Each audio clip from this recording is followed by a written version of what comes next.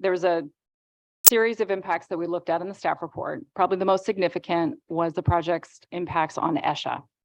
So I'll start there. And there were two types of impacts or potential impacts. One was largely to the dune habitat. And as you saw from all the presentations, the well field is proposed in dune habitat. And then there's a pipeline that's also proposed to be constructed within dune or dune adjacent or dune supporting habitat. And that adds up to about 24 acres, a combination of permanent and temporary impacts. And so to address those impacts, we first worked with CalAm to decrease the size of the project. So they first agreed to phase or proposed phasing. And then in addition, when they did that, they did a little bit of a redesign on the well pads. And so they were able to reduce the footprint of the well pad. So that impact came down. And to address those impacts, there's a pretty comprehensive mitigation, like impact assessment and mitigation requirement that includes a series of options depending on kind of the size of the impact and what's available at the time. We looked at a number of different potential projects that could be used for mitigation, and we feel pretty confident that there's there's a lot of different options out there, and I can go into detail on any of those if that would be interesting later for any commissioners. In addition, there was concerns raised, as you heard today, about potential impacts to wetlands surrounding in the local area around the wells. So we looked at groundwater monitoring results and modeling as well, and didn't find that there was evidence to support a direct impact. However, we were enough concerned about it that we thought the best approach was to require monitoring of the surrounding wetlands to detect any potential impact. And that includes monitoring groundwater, it includes surface and vegetation, all the things we would normally require in a monitoring condition for wetlands. The way the condition is designed, it says that if there is an impact, then they have to stop pumping or reduce immediately and come back to the commission for an amendment, because that's not an impact that's considered in this staff report. So the next set of impacts that we looked at were potential impacts to groundwater resources. The Coastal Act includes a groundwater protection policy. So as we described earlier, we looked at a whole bunch of different monitoring and modeling results. And we had back in 2020 or prior to the 2020 hearing, we did have an independent hydrogeologist also review a lot of the materials that have been provided. And again, we didn't find that there were evidence to support finding of a direct impact to the groundwater resources where the City of Marina's wells are. But because again, that's a really significant potential for, the impact would be significant if it did occur. We took the precautionary approach of requiring a very robust groundwater monitoring plan. So the groundwater monitoring plan is meant to be an early warning system. So the idea is that there'll be new wells, they have to monitor those. And if there starts to be an issue that could eventually impact the City of Marina's groundwater resources, again, they would have to stop and come back to us for an amendment. Now that plan, the groundwater plan, actually has to come back to you. So that's going to be that one requires a commission approval before they can get their permit. So that would be an additional hearing that would come later if you were to authorize the permit.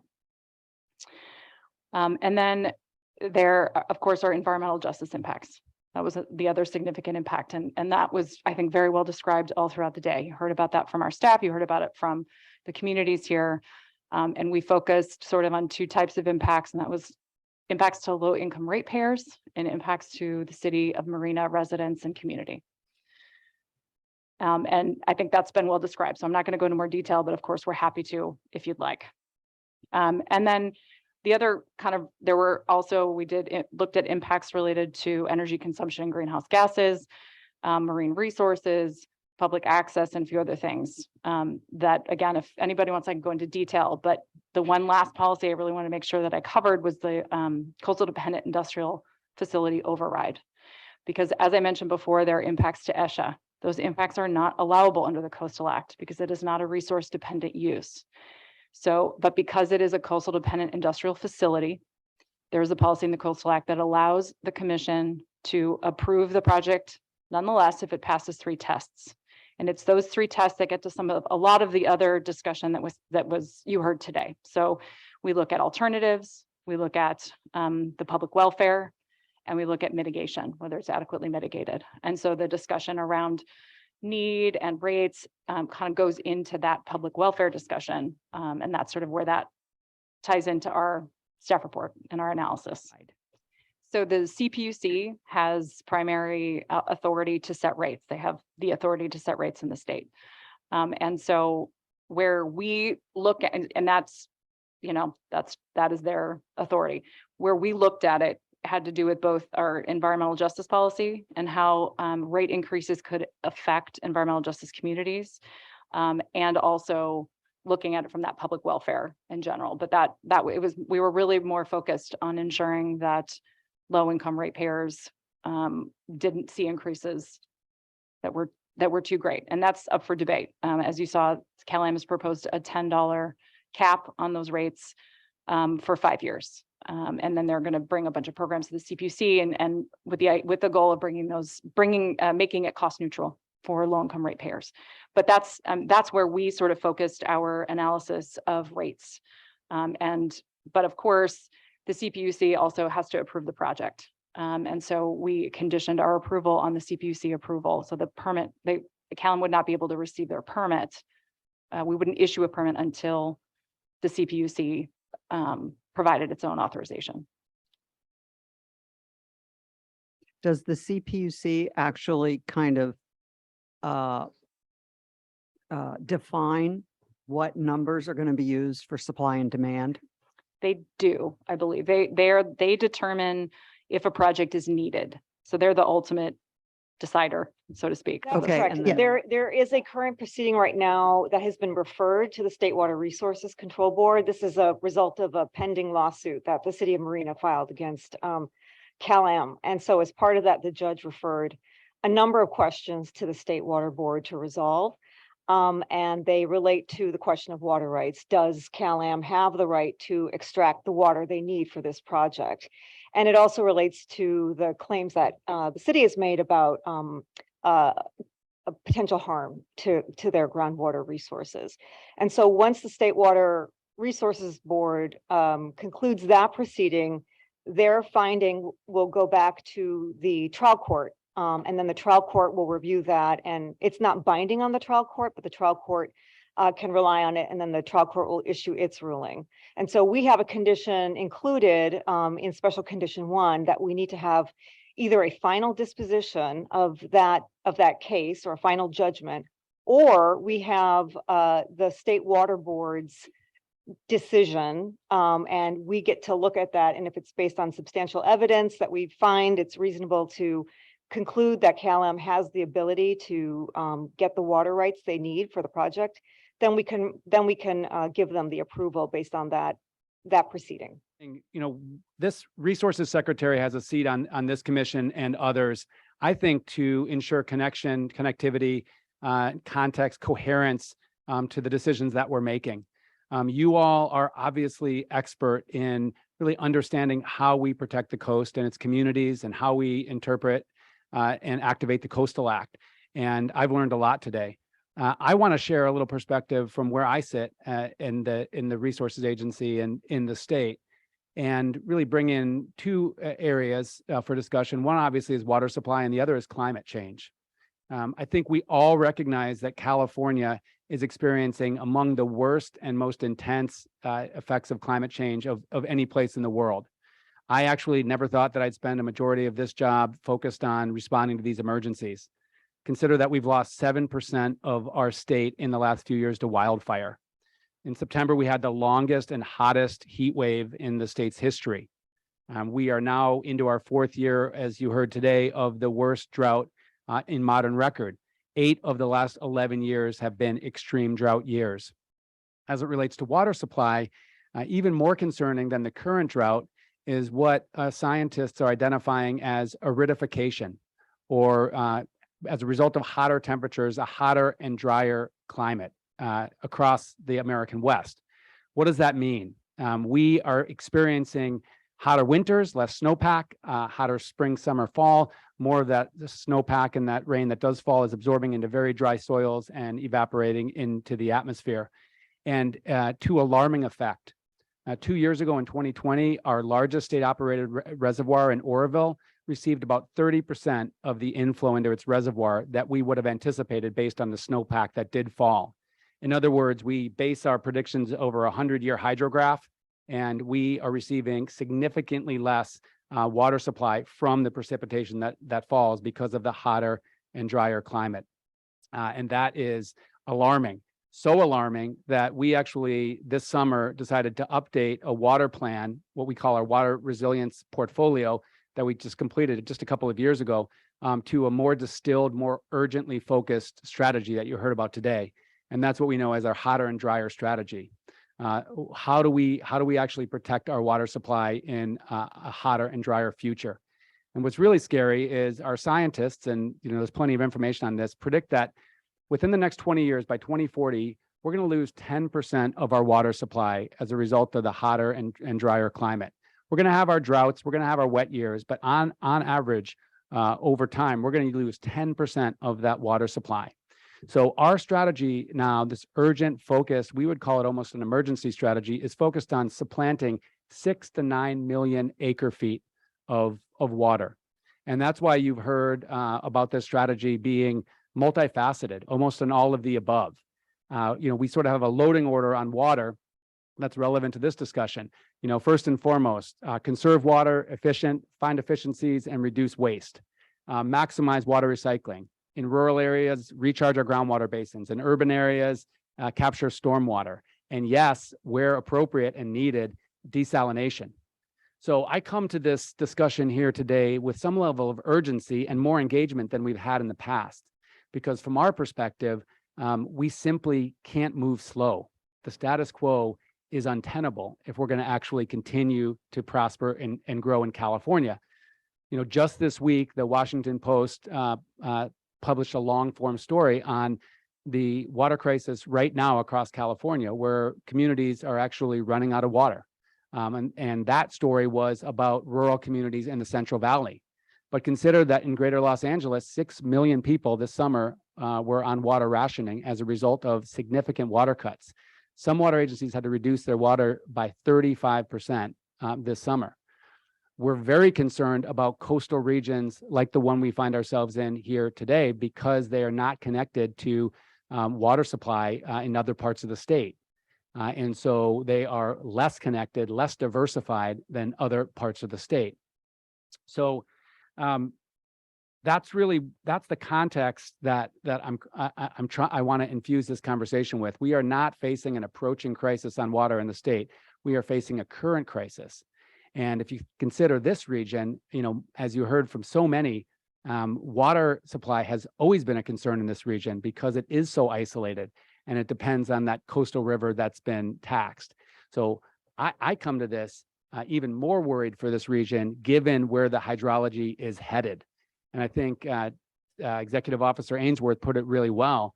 History will judge us harshly if we don't follow a precautionary approach in this respect. But that being said, obviously, and I want to sort of transition with that context to, having sat here for the day, how I bring that context to consideration of this project.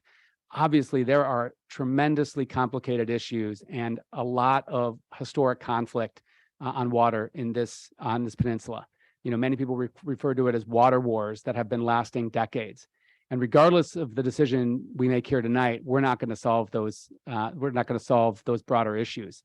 I think, Chair, it was helpful for you to ask, for me anyways, to ask staff about, what is the purview of which agency?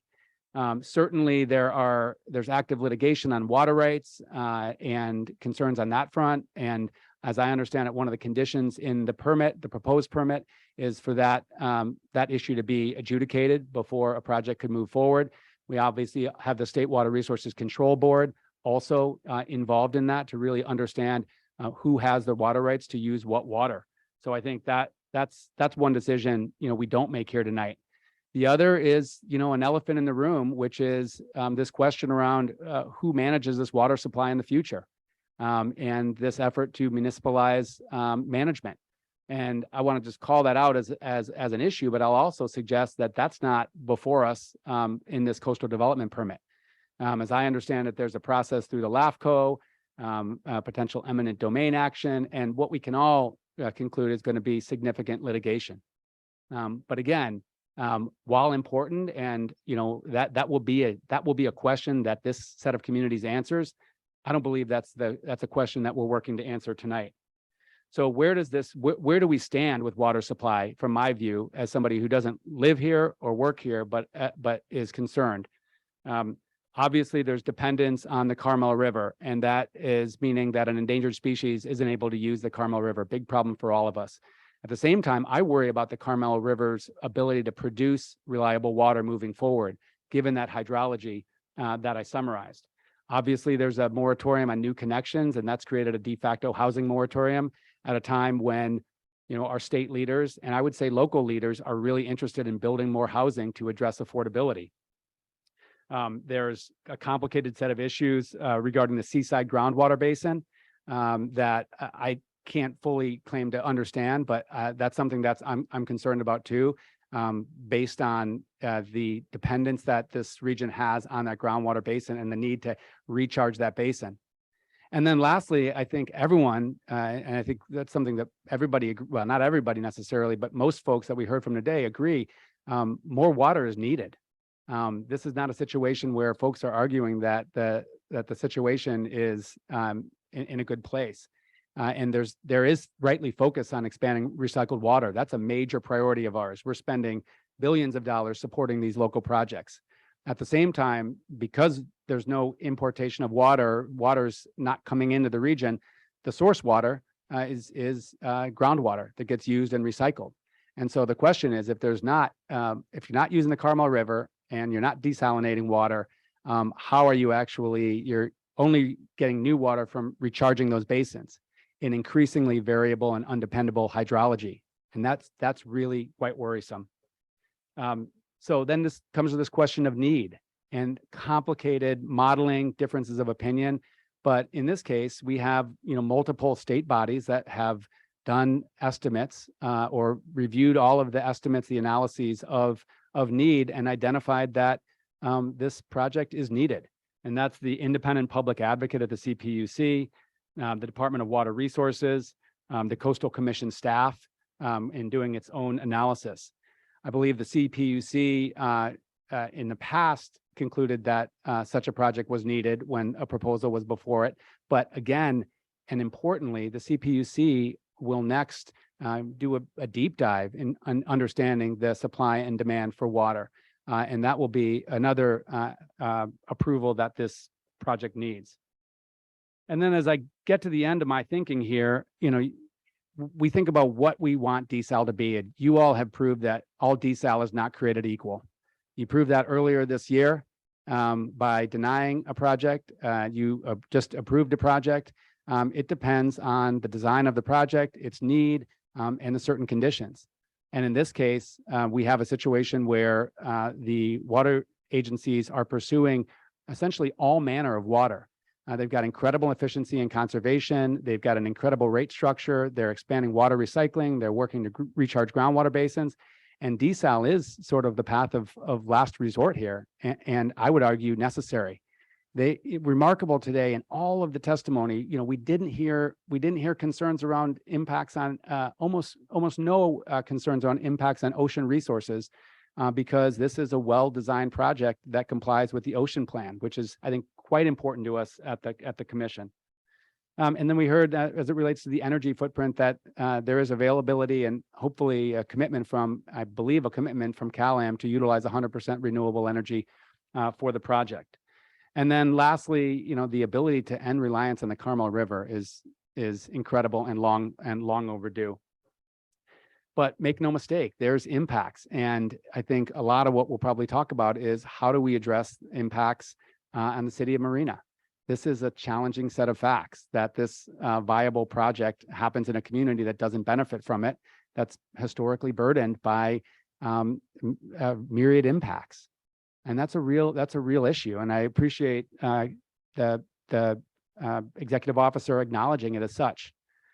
From my perspective, in California, there's more we need to do for communities like Marina. And listening to the needs of the city, I'm energized to go back and actually identify funding we can utilize outside of this process to help the city, including funding through our Coastal Conservancy for coastal access and habitat restoration, including our statewide parks program that works to get park facilities into underserved communities. So that's one of my takeaways is really is working to support the city of Marina more than we have in the past. From my perspective, rates are of course a challenge, and one that the CPUC is largely has to address as part of its responsibility. We are facing this challenge across the state. Investing in this resilience, diversifying our water supplies is going to impact rates across the state, and it's a major challenge across large and small communities, and one that we're still working to address. From my perspective, we have to be confident that this project will protect the lowest income ratepayers from those impacts, just given the cost of this project. And so I'm sure there'll be some conversation around conditions on that front. And then lastly, the impacts of citing these wellheads in coastal dune that is public access. Now, while that's not a public health impact like an air quality impact or a water quality impact, that's a quality of life impact. And how does the applicant address that? And what is the equivalent public benefit or compensatory or public benefit? I think one of the challenges is it doesn't sound like there's been a lot of constructive discussion recently between the city and the applicant around what that could look like. But I'll be interested in the conversation that we have around how do we ensure that the benefits are right-sized to that impact on public access. So lastly, I'll just say complicated set of issues. I don't envy you. It's remarkable public service. But I will say that, that the staff has, from my perspective, taken a really thoughtful approach on this, and their work on this, with this applicant over years has resulted in a project that, from my perspective, is supportable. And I think on these complicated questions, from where I sit, sitting in for 8 hours, I'm not going to become an expert on that, and that's where I would defer to the staff. So thanks, Chair, for the opportunity to share thoughts. Thank you, Commissioner. You gave us a lot to think about, particularly with the statewide perspective. Really appreciate that. All right. Next, we're going to have Commissioner Turnbull Sanders. Thank you, Chair Brownsy. I would like to kind of similarly let my comments reflect, I think, the language that Chair Ainsworth used around making sure that we understand what's happened here today in terms of having a project before us that is better than it was previously, and understanding that these issues are terribly complex and challenging. And I would just like to say that I have a tremendous amount of respect for all of the residents who really lifted up, in particular, the environmental justice concerns with respect to this project, along with our staff in terms of trying their best to craft something that attempts to match the burdens that will be created both to low-paying ratepayers and also residents of the city of Marina. From my perspective, I think it cannot be denied that there is some need in this region. As the Secretary mentioned, there are tremendous challenges ahead for the state.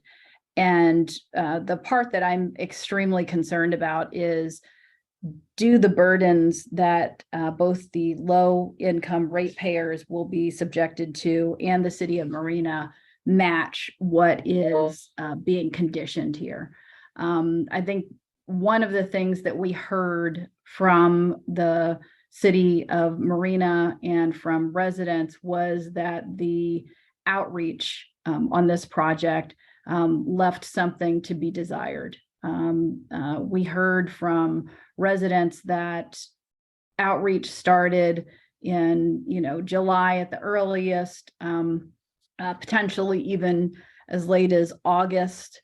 And that really goes to the heart of environmental justice and that piece around making sure that people are included in the process and not seen as kind of an after effect. And when you look at condition number 17 as to the community outreach, staff has attempted to draft some language that really focuses in on a community-centered and culturally relevant engagement process. And so first, I think on a going forward basis, this project and CalAm has to do a much better job at the community engagement side. And I would recommend some beefing up of the language in condition number 17. CalAm did say that they used a consultant that had been used for outreach to hard to reach communities, but this clearly was not the kind of success that we would like to see going forward. So I'd like to start with that. Second, I'm very concerned about the challenges around the ratepayer calculations and the cost of water.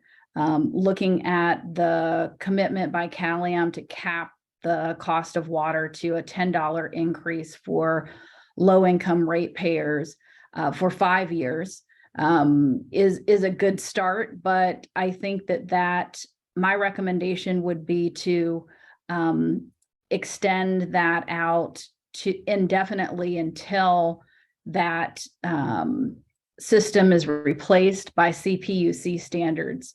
My concern is if there is a gap between the time that the CPUC makes a determination and that 5-year time frame, what happens to the low-income ratepayers. The second piece around that is a question for CalAm, and I can reserve that till the end because other commissioners may have similar questions, and that is, how is the low-income ratepayer calculated? I think there's a range of about $3,800 a year. We heard testimony from someone in the public that they didn't qualify at $42,000. And so thinking about a more carefully crafted in the interim low-income ratepayer standard that would take into account the challenges of the working poor who may not meet the bare minimum threshold, but they also will be similarly impacted and have to make really tough decisions about what they end up paying. The other question I had for CalAm is really, what do you do with multifamily housing? So if a city doesn't have a rent stabilization ordinance and the residents are subject to rent increases where water utilities are increased, what would be the solution for that, or if there was a potential remedy for that. The other issue that I had with this project was around the environmental benefits to the community of Marina, looking at the challenges of the multiple impacts that this community has experienced, and thinking about what does it look like on a going forward basis. And so in terms of reporting out on the environmental justice benefits, there's an annual report out. I would love to see that be something closer to monthly, at a minimum biannually, so that we can track this a little bit better. This would be contingent, I think, on somewhat on staff capacity.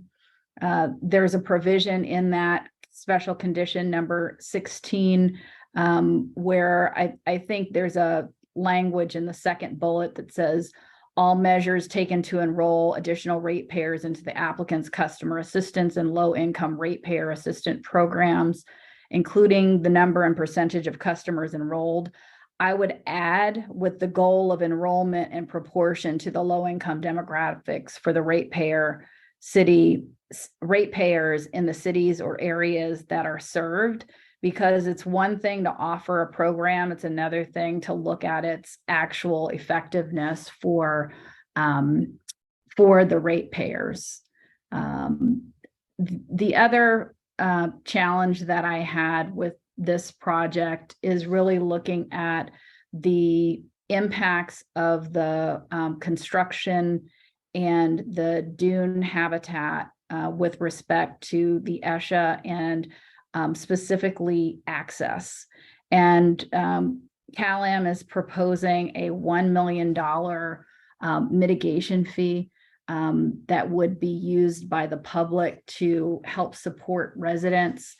And the question I have for staff around this is how much of what is being proposed by CalAm to kind of mitigate its impact was already going to be done by CEMEX.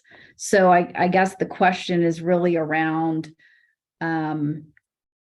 is what CalAm is proposing in terms of mitigation additive, or is it what CEMEX would have been doing already, and kind of having an overlay of that, a better understanding? And then the other is around whether or not CalAm would be willing to support a much higher impact fee in terms of I would be looking for more of a multiplier effect than $1 million. The City of Marina, the mayor talked about how they don't even have a city hall that is in a permanent structure. It's in a trailer, a dilapidated trailer. They have one basketball court for the whole city. They don't have a community center. And thinking about something that would be meaningful to have all of these burdens that are impacting this community, and to have just $1 million that really, we know from our own low income overnight affordable housing fund that we have a few $1 million in that, and it really has been a struggle to even find some project that we could do with that funding. So I would really want CalAm to come back with a more significant benefits package that would more appropriately match the burden that the city has had to feel for far too long. Raised.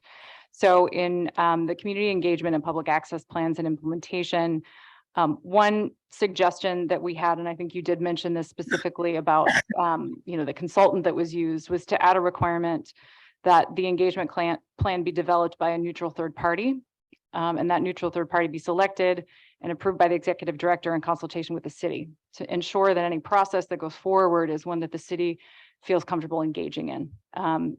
So that would be one suggestion.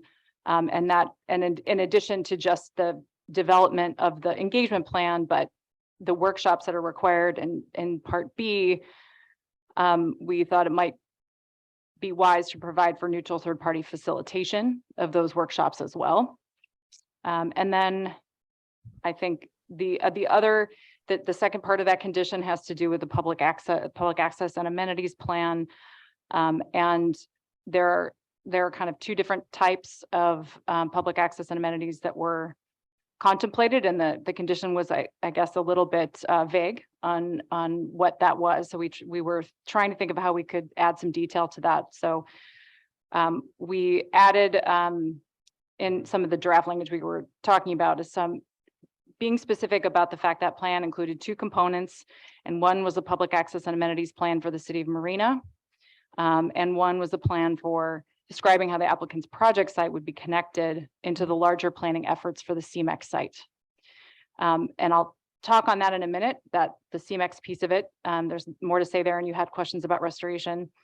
But so we added, and I think what we could do too is add a few additional items to that condition, including, for example, let's see, any needed legal instruments that might be part of that plan. And I think one of the challenges is that if you are doing kind of general land use projects, the kind of outreach that you do to folks, with folks who are much more resourced is different from communities that don't have as many resources. And you have to have a consultant that actually knows the community, or at least is familiar with similar types of communities, or there's going to be a total mismatch. And that's what I feel like happened in this instance. So I would feel much more comfortable with the conditions that Dr. Hucklebridge provided, if those are also amenable to the applicant, because this was a myth here. To DJ Moore, Lathan Watkins, and with Kevin Tilden, the president of California American Water. What we heard Dr. Hucklebridge recite sounded acceptable to us on the outreach piece. Okay, so it sounds like they're accepting the suggested modifications to that special condition to improve the community outreach program with respect to cultural relevancy and the other important issues for community engagement. Okay, so Right. low CalAm has income. also proposed a series of programs that are meant to actually make the desal plant cost neutral for low income ratepayers. And so Oh, I think that's that right. replacing what the intent would be to get programs through the approved through the To be a CPUC bridge, that would A that would complete bridge. accomplish that. And they have then offered the $10 cap as the bridge. But I think what I heard Commissioner Turnbull Sanders is extending that. And I think we could, ask whether the applicant was willing to extend that indefinitely, and whether, with the idea being that they could meet that cap through CPUC approved programs, or if those don't happen or don't happen in the right timeline, that cap would still be in place. So Right. one of the difficulties that we're having with this is just the uncertainty of the CPUC process, right? And that is part of the problem.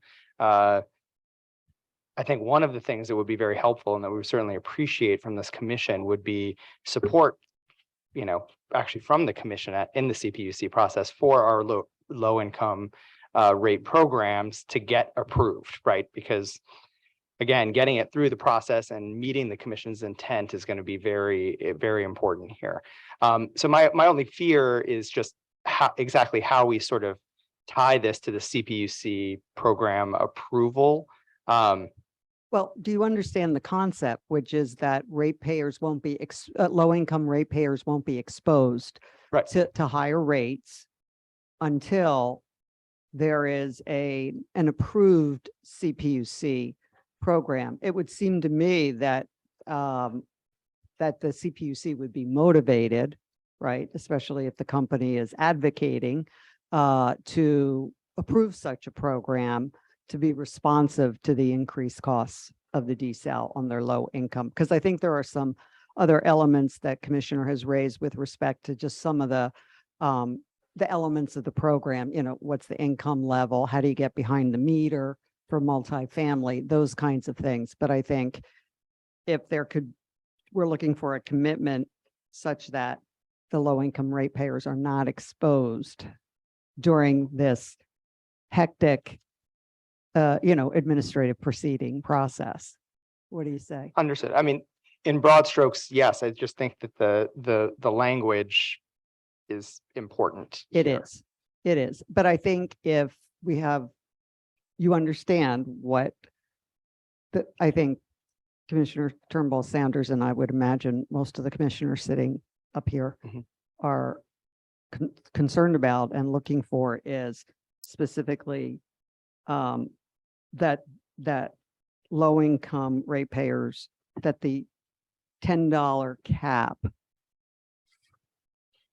will exist until there is a replacement low-income program approved by the CPUC. I think that's pretty straightforward. Okay. Can our condition be modified to that effect? So we don't actually have a condition related to this directly, but we could draft one. We have some language we could run by the commission to that effect. Okay. One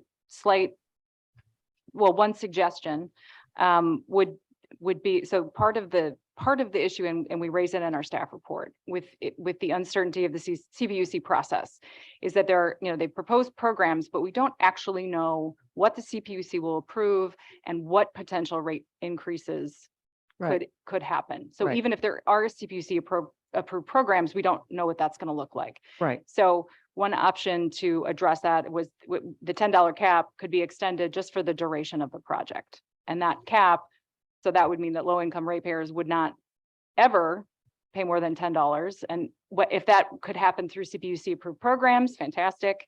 And if it doesn't, that cap would still be in place and CalAm will be responsible for that.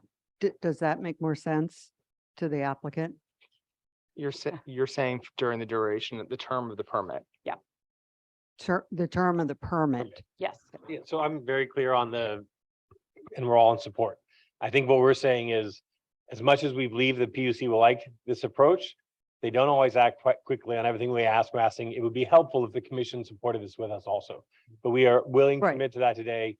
But DJ was saying, if you could support that also would be helpful. Oh, Yeah, okay. so not all multifamily customers are the same. Some do have their own meters, but most of our low income are behind a master meter that the landlord pays. They don't have their own account. We don't have a customer relationship with them. With the PUC's help, we're currently doing a pilot project in Imperial Beach along the Mexican border. For those customers actually going and giving cash cards that will help them defray any additional increase in their rent that could be possibly due to an increase in the water bill. So we're doing a pilot with that right now. We could certainly apply to expand the pilot. If the pilot is successful, I think it'll be, moving far and wide and statewide among our low income customers. I guess the concern I have is for cities that don't have a rent stabilization ordinance that could be subjected to those kinds of increases. And it seems to me that kind of a further exploration of what cities have a rent stabilization ordinance, what protections are available would be, part of the due diligence that CalAm would go through to really understand the impact on low-income ratepayers. Well, and perhaps extend the pilot to this service area. And Chair Brownsley, that is one of the proposed extension, one of the proposed items that we have put on the table that we're going to try and get Okay. approved for this area. All right. Yes. So you're saying yes. Um, Okay. The scale of for qualifying. So the threshold, what does the threshold look like if you, in terms of the family income? So we heard from someone who said that they had a family income of 42,000. They did not qualify for a discount in another jurisdiction in another project. I don't know, I take them at their word, but the question still remains what the kind of threshold will be, and making sure that as broad of a net is cast so that you address families who are considered the working poor, who may not be at that, kind of lowest level threshold, but still are, 1 foot away from being homeless, or 1 paycheck away from being, homeless or losing their, wherever they're going to be. And having a large rate increase could, have them teeter off. And, having been in a situation in my own life where my family had to make decisions about which utility bill they would pay, this is a really critical question around that. What does the threshold look like? And could there be some tiered discounts so that those who fall under the lowest threshold maybe stay at that cap, that $10 cap, but maybe there's some relief for those who maybe $10,000 above that threshold? Just trying to figure out the true impact of the water increase. Okay. So what it sounds like is maybe some reevaluation of some of the income triggers, and perhaps an expansion of the program to be more responsive really to the working poor. So, Yeah, we did have an opportunity to discuss this based on comments that were made during the hearing today. And we would be happy to include among our proposals actually seeking an increase in above the typical utility rates, right? Which is exactly what CalAm follows, right? There's a standard CPUC income guideline list that I'm looking at right here. And we would be happy to seek increases to that. please do. Okay. So one option to kind of pull this all together Absolutely. would be to include a condition in the permit that requires a low-income rate relief program plan, similar to some of the other plans. Right. And one potential option to put some bounds around how to describe and pull in different low-income ratepayers. To expand that definition would be to use the definition from AB 1550. And I have the definition. I can describe it if folks would be interested. But we could sort of include a requirement for plan to look into how to pull any of those ratepayers that fall under that definition of AB 1550 into these low income ratepayer plans that CalAm is recommending. So let me just read off really quickly some potential condition language. Okay. So the applicant shall prepare and implement a low income ratepayer relief program inclusive of the following components to offset the costs of the project construction and operations on low income customers in the service area. 1, prior to issuance of the permit, the applicant shall submit a low income ratepayer relief program plan and implementation strategy that includes baseline information on the number of low income ratepayers in the district, both in single residential and multifamily units that qualify as low income according to the definition in AB 1550, and those who are eligible for the applicant's customer assistance program. The plan must include current enrollment rates for the applicant's existing income relief programs and the number that do not currently receive assistance. The plan will also include an outreach strategy, including a timeline to enroll qualified ratepayers in its customer assistance program. Plan shall explore options to offset the increased cost of desalinated water on low-income ratepayers identified through AB 1550 that are not currently eligible for rate assistance. This may include the applicant working with the CPUC or independent of its approval to create new programs or expand income eligibility of existing programs as detailed in subsection B and C. The plan shall also provide for annual reporting on the status and success of these programs, consistent with special condition 16. So then part 2 is prior to any increase in rates related to the desal facility taking effect, the applicant shall implement the following. And the number 1 is the $500,000 grant to the United Way Hardship Fund that they have offered, and proposal to continue funding the United Way Hardship Fund in perpetuity. And 2, a $10 cap on the rate increases per month for ratepayers enrolled in its customer assistance program. The cap shall be in place for the duration of the permit. Annual reporting required here and under special 16 must demonstrate how the $10 cap is being met. The piece that I would love to hear from other commissioners is about that $1 million amount. And I'm Sure. really strongly advocating for a multiplier and some additional benefits, because I just don't think that meets the impact of everything that we heard today and the impacts on the city of Marina. So All right, I- Commissioner Amanzada and then Commissioner. I want to start by addressing a tribal issue that was brought up today. We start every coastal commission meeting with a tribal lands acknowledgement because we recognize the sovereignty of tribal nations, our state's poor history of mistreatment of tribal nations, and our commitment to do better. And I was really struck by the comments of Chairwoman Louise Miranda Ramirez. And I also take note of the letter submitted on this matter, but it feels like there's a pervasive disconnect between the experience of this chairwoman and the perception of CalAm. And if this project is to move forward, I'm hoping we can get to a better place. So I wondered if we might speak about that briefly. So, So it seems that the chairwoman said that she really wasn't engaged until roughly 2 years after the initial incident, and disputes the fact that there was a half-day cultural sensitivity training that she was engaged in. Yeah, so I sent you all a letter on this, I think November 7th. So I will say one thing that was not represented correctly. It was not an employer supervisor. Our company was a contractor. Right. We hold contractors to the same standard. That contractor was off the job that day and never invited back. I'm guessing from what I heard this morning, that it sounded like she did a short session with our employees and they thought that was a training and she thought a half day or longer was needed. And there was a disconnect on the definition of training. But we have let her know we'd love her to come back and do additional training, and we'll do additional training either way.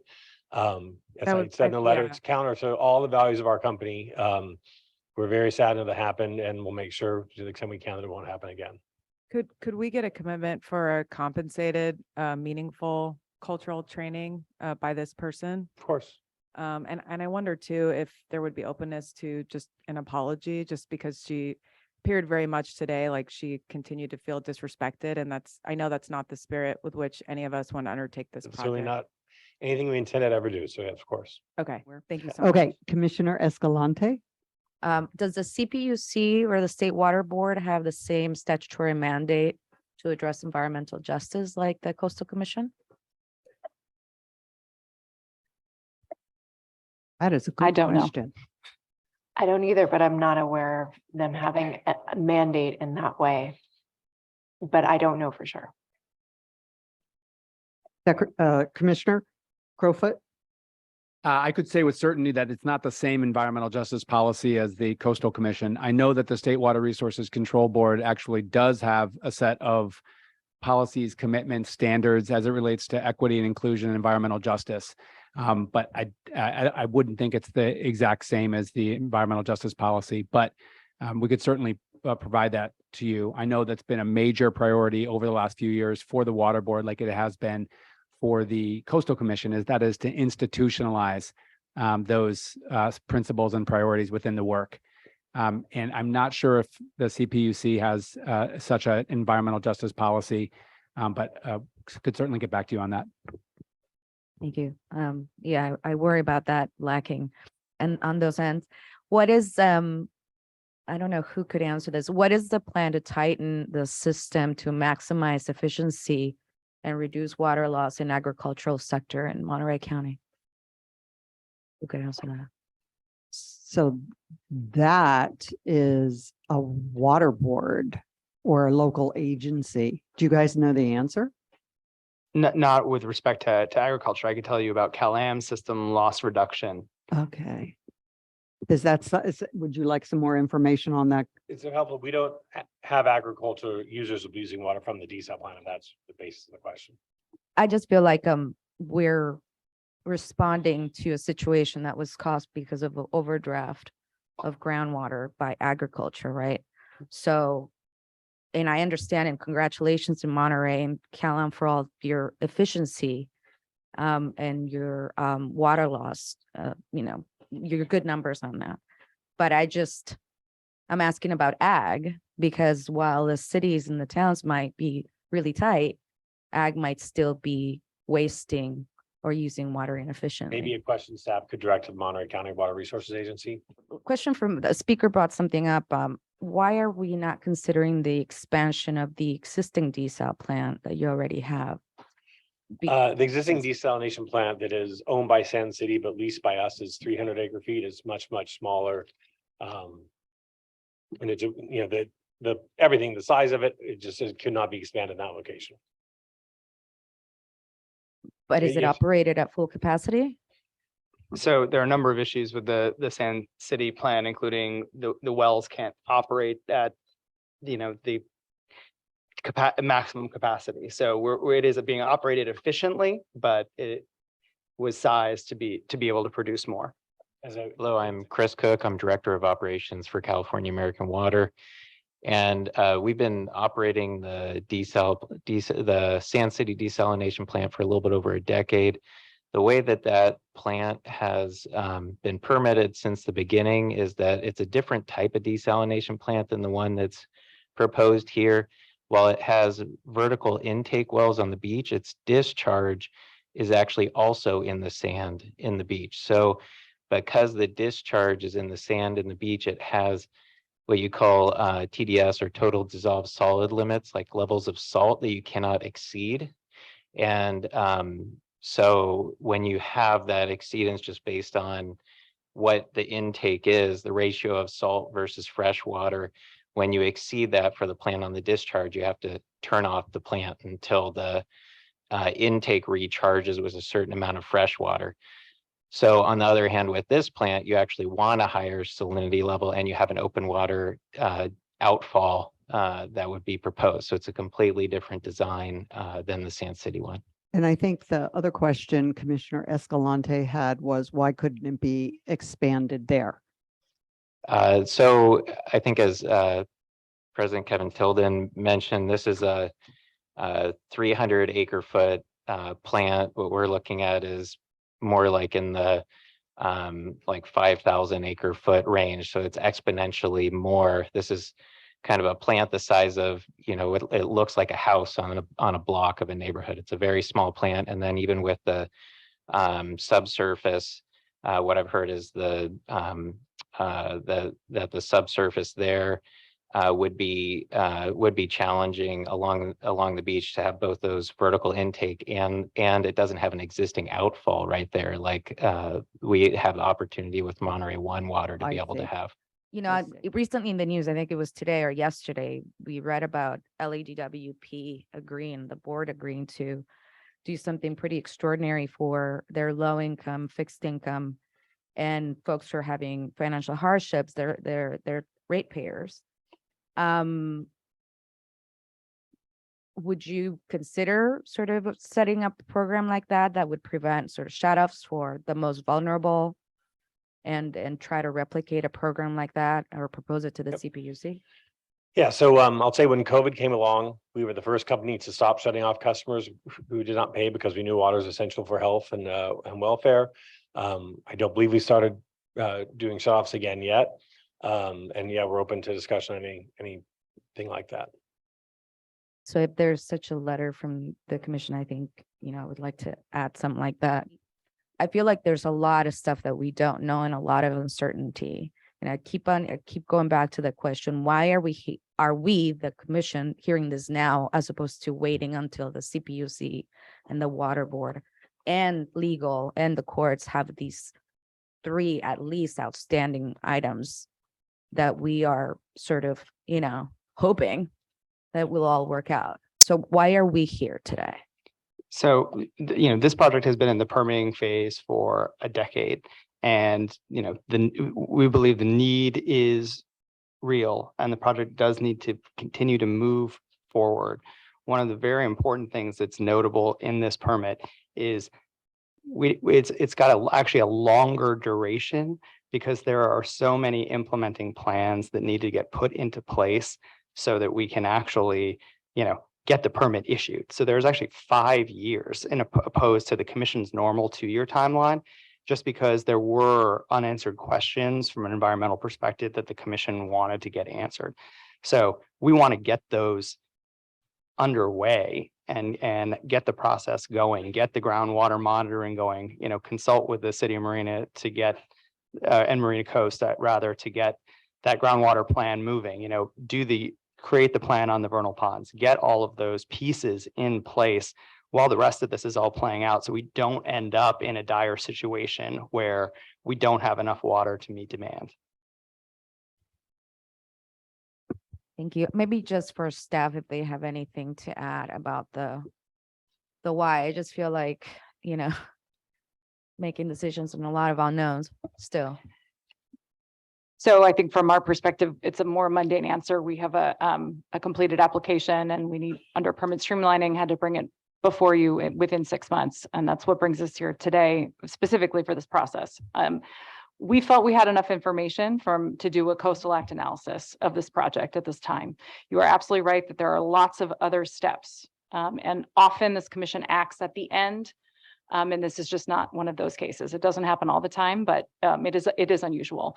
But again, we felt we had enough information to do the Coastal Act analysis to present you with the recommendation that we did today. But we completely acknowledge that there are a lot of hurdles that CalAm still has to get through to get to any kind of a project approval. And so as DJ Moore mentioned, we extended that timeline to 5 years because we think it's going to take them that long, or at least we think it's definitely possible just to get to issuance of a permit, let alone construction. Is that why we have to sort of approve both phases right now? Or at least the assumption that there's going to be a phase 2 amendment? So it's not going to be a full CDP application? So no, this authorization would authorize the entire 6.5 MGD facility. However, it would start with the phase 1. And that would go to the 4.8. Part of the reason we thought the phasing was important is it allows us to look at some of these impacts that we don't think are going to occur, like to groundwater, to wetlands, and it gives us a chance, gives CalAm a chance and us a chance to review the monitoring for that. Right, and so then, so what the way it's then structured is that once CalAm does then want to move to phase two, they have to come back to you for an amendment. So that would be another public hearing and another chance to look and see how has the facility been operating? Have there any of these impacts that folks are worried about? Have they come to fruition or not? And that would inform your decision about whether to authorize moving ahead with phase two. But again, we did the environmental analysis, for example, on the full ESHA impacts, on other things, because that was appropriate. But I want to be clear that the commission would have its full discretion at that time that the amendment came in to approve, deny, or condition at that point for phase two. And they also will have to make findings before. Correct. So in addition, this permit is conditioned that they must show need for the water. And what are some of the other findings? Show need for the water and no adverse. Yeah, and no adverse. No adverse effects Yeah. to groundwater, to wetlands. Right. And what sort of, why did you decide to do, I mean, why can't we do phase one now and worry about phase two later? Even if we consider sort of the findings of the overall impact of the project, why couldn't we just do phase? That is how we did it. I misspoke a little bit. With the authorization today would just authorize the 4.8 MGD facility. The environmental analysis, the Coastal Act analysis did look at the full facility.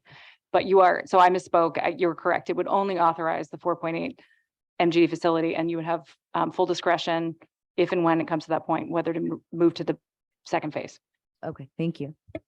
Important. Thank you. That was. Chair, I just wanted to get back to Commissioner Escalante's question. Okay. Because the CPUC they did in April pass the second version of their environmental and social justice action plan. It's a 152-page document. So I just wanted. Commissioner Harmon. What exactly is the threshold for participation in your low income program? I left it over there. I'll be right. TJ will get the chart, but I'll tell you, right now, our income guidelines are the same as the PG&E Care program. And we have a program with PG&E where we swap data on our low income customers so to increase enrollment. So we tell them, here's people that are in your service territory, they're customer of ours, you might want to market your program to, and they do the same. And we got special, obviously it's confidential customer information. We got approval to do that. So right now our guidelines are the same, but we certainly could, we'll look at both lowering the income level and increasing the eligibility. And I believe it's based on 200% of the federal poverty index. And it's, just as an example, a 1 to 2 person household, it's $36,620 a year. And then it escalates up to that. A 3-person household is $46,000 and so on. It goes up in about $10,000 increments based on approximately $10,000 increments based on household size. Thank you. And you said that represents, or the number of people who are eligible, or you anticipate being eligible to enroll, would equal about 10%? Well, that's what it is currently. So actually, when we were coming before the commission in 2020, we had 5% of the service territory enrolled in the CAP program, and through CalAm's outreach efforts, we've increased that up to 10% now of the service territory, and we've actually increased it in Seaside, for example. I believe we're now up to 24% of the service population in Seaside. Going back to this issue of the CPCU determination, and I appreciate Commissioner Escalante's question, because I too have been struggling throughout this process to understand and recognizing that it's incredibly complicated. What impact, if any, will our determination have on that proceeding?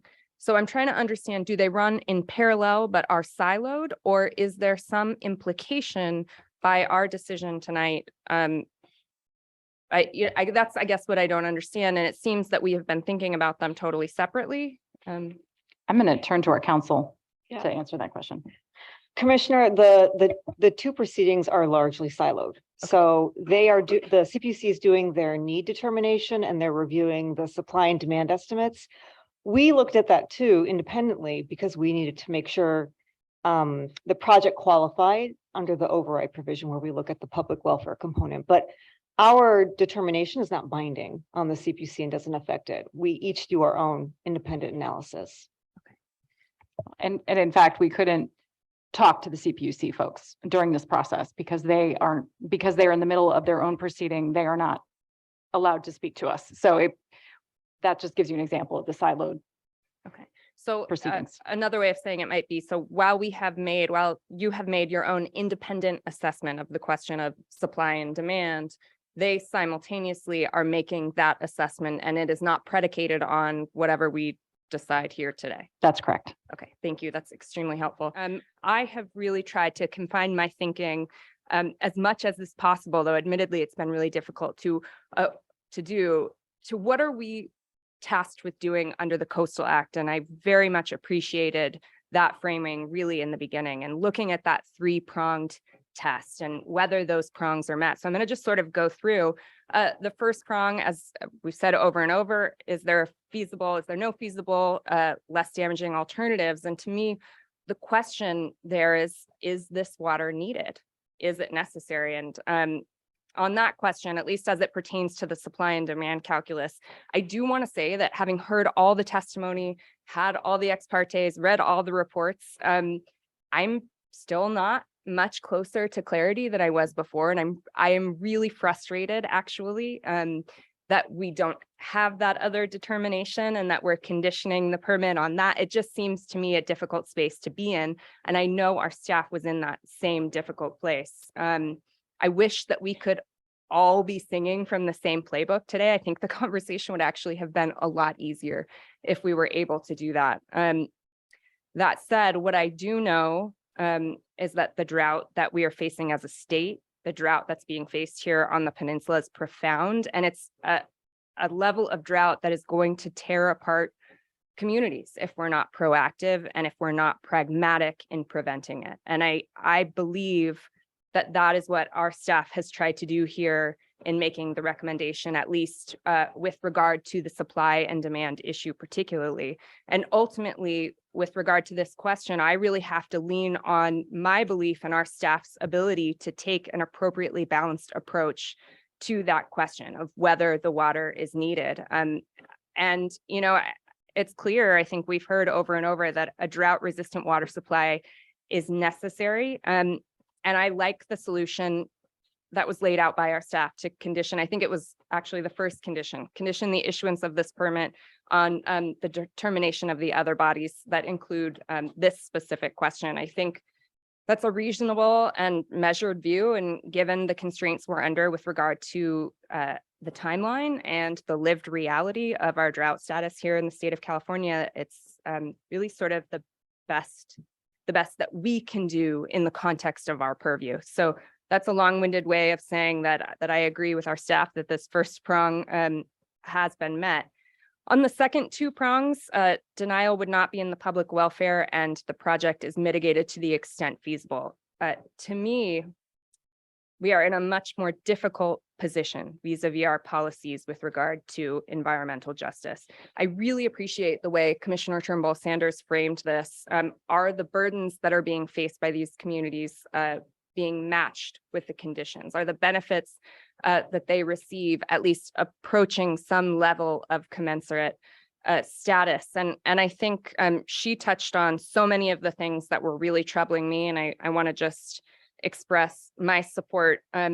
I can't see this project, or I can't see myself voting for moving this project forward without some of the additions that she addressed, and I cannot. Commissioner Kunkel, then Bochco. And we heard a lot of valid and passionate testimony before us today, both in support and opposition of this project. Castroville needs affordable water for farmers. The Seaside Basin and the Carmel River have been overdrafted.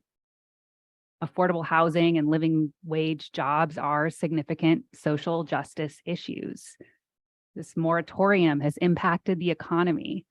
And as the 2020 Coastal Commission staff report recognized, Marina has experienced a long history of government institutions allowing unwanted development to be concentrated in underserved communities of color without their consent.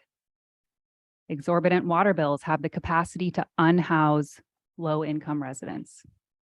We need innovative water and energy conservation solutions to combat climate change, and protecting what little ESHA we have left matters. We all have the human right to water, to safe, clean, affordable, accessible water afforded to us by AB 685. All of these are true, and they can all be true at the same time.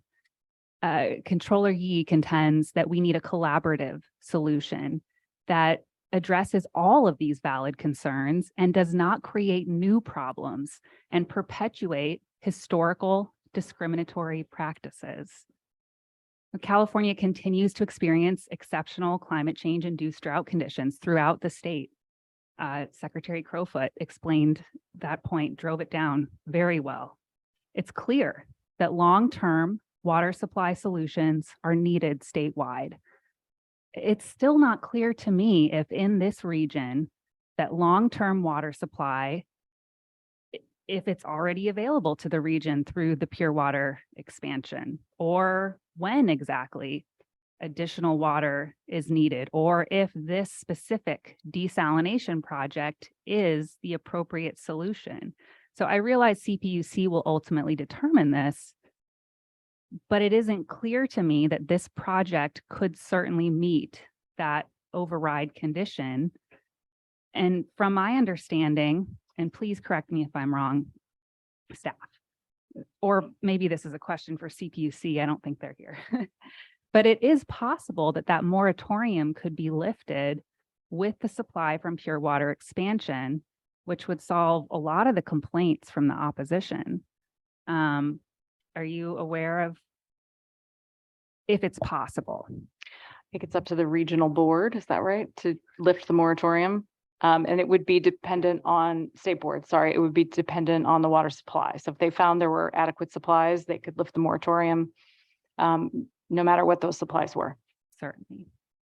So it's not, I think we heard a couple times, we heard over and over today that this is the only solution to lift that moratorium. And I think just the answer to that is still unclear. There's so many uncertainties. So more generally, with the 3 desalination applications we've seen come through the commission this year, there are these recurring themes that we keep seeing that must be addressed. Parameters that need to be identified and quantified, including demand, cost and affordability, energy consumption, emissions, environmental justice and tribal engagement, appropriate siting and conservation.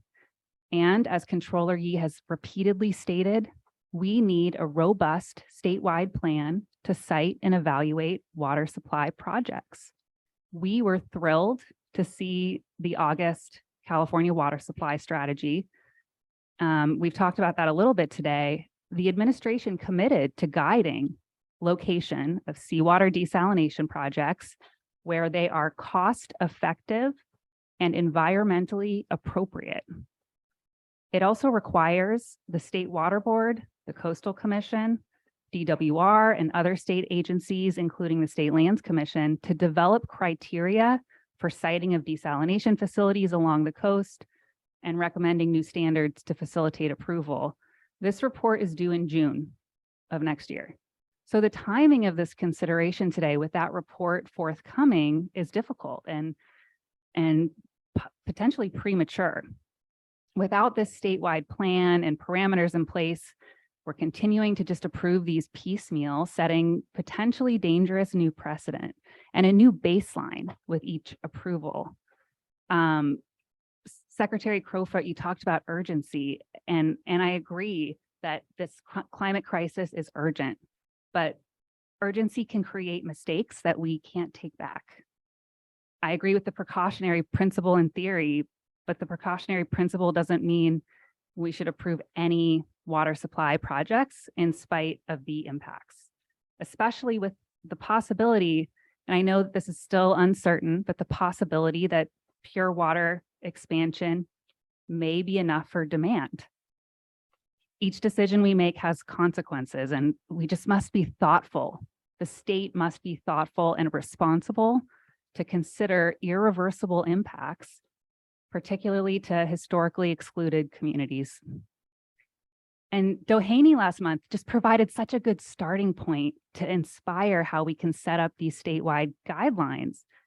Most of us, if not all of us, acknowledged last month Doheny was not perfect. There were key differences. There were no ESHA impacts. The applicants meaningfully collaborated with the community. They proposed innovative solutions like solar to reduce greenhouse gas emissions. They created meaningful partnerships. We knew what the costs were going to be. The impacts to ratepayers were still a concern, but they were minimal when we're comparing them to this project. And the cost increases for this project are irreconcilable. There were so many numbers thrown around today regarding increased rates, but it's clear that the applicant's estimate of $47 to $50 per month for most customers, that's the baseline. That's not the cap for about 90% of community members right now. And the $10 per month cap for the lowest income rate period payers for any period of time, 5 months, or if we put the conditions in to expand that, any measures to potentially reduce this further below $10 as described by the applicant it isn't conditioned or required by the permit. So we aren't really sure if that will happen or not. Many of us on the commission expressed concern just last month about ratepayer impacts for Doheny when the applicant estimated them to be $2.38 per month. So even an increase in the eligibility threshold, which has been recommended here for the low-income program, I mean, I agree with that's necessary to be more inclusive, but the commitment from the applicant, if I understood correctly, was to explore additional options and CPUC would ultimately decide. And then because the cost is already so high, we're now going to see higher rates for ratepayers on the new cusp who don't qualify. It was just a few months ago that this commission was critical of the exorbitant costs estimated by Poseidon, which in comparison, according to Poseidon, bills were estimated to increase $5 to $7 per month for its Huntington Beach proposal. To be fair, there were last minute changes and the costs were unknown, but the costs are still unknown here today. But the minimum of $47 per month, this will impact nearly every Cal-Am ratepayer. Controller Yee has a responsibility to the taxpayers, to the ratepayers, and maybe even more clearly than Poseidon, this project does not pencil out. The state must be thoughtful and responsible in determining which projects make sense, using clear parameters to guide decision-making and assist applicants in deciding cost-effective and environmentally appropriate projects, as described in the water strategy. I haven't heard any convincing arguments today that this project is cost-effective or environmentally appropriate. And the controller has repeatedly stated that there is a place in our diverse water portfolio for desalination, but desal doesn't need to be this contentious. And the fact that this project points to a problem here. There will likely always be some opposition. These projects are complex and costly and will never be impact-free, but we saw a model last month for collaboration and partnership and bringing people together for a solution, and a hearing that only took, I think it was 3 hours with limited opposition. Doheny set the baseline. So what the controller strongly believes is that we should expect more projects that are even better than Doheny. We've heard that the applicant, this project is similar to Doheny, but I mean, I think you kind of just need to look around this room and look at the clock and understand how this project is very different. So the controller looks forward to the forthcoming statewide plan, creating expectations for working through these issues and defining how to evaluate and locate these projects moving forward. The proposal before us today might solve problems for some while creating and perpetuating injustices for others. We have a room full of people, hundreds more on Zoom, speaking up on this. It appears most of these people were not meaningfully engaged by the applicant. And this decision today is fundamental in terms of their rights. I know we took a tally of raised hands, but I was just tallying as we were going along. It seemed like there was, after the group presentations, we saw about 50-50 support and opposition. But as soon as the individuals started talking, it was 6-1. I was taking notes on opposition versus support. I mean, Controller Yee is a constitutionally elected officer. She represents the people of California. I think it's very clear what the people believe here. So I'm almost done, Chair. If you could wrap it up, seriously. Excuse me, please, Commissioner.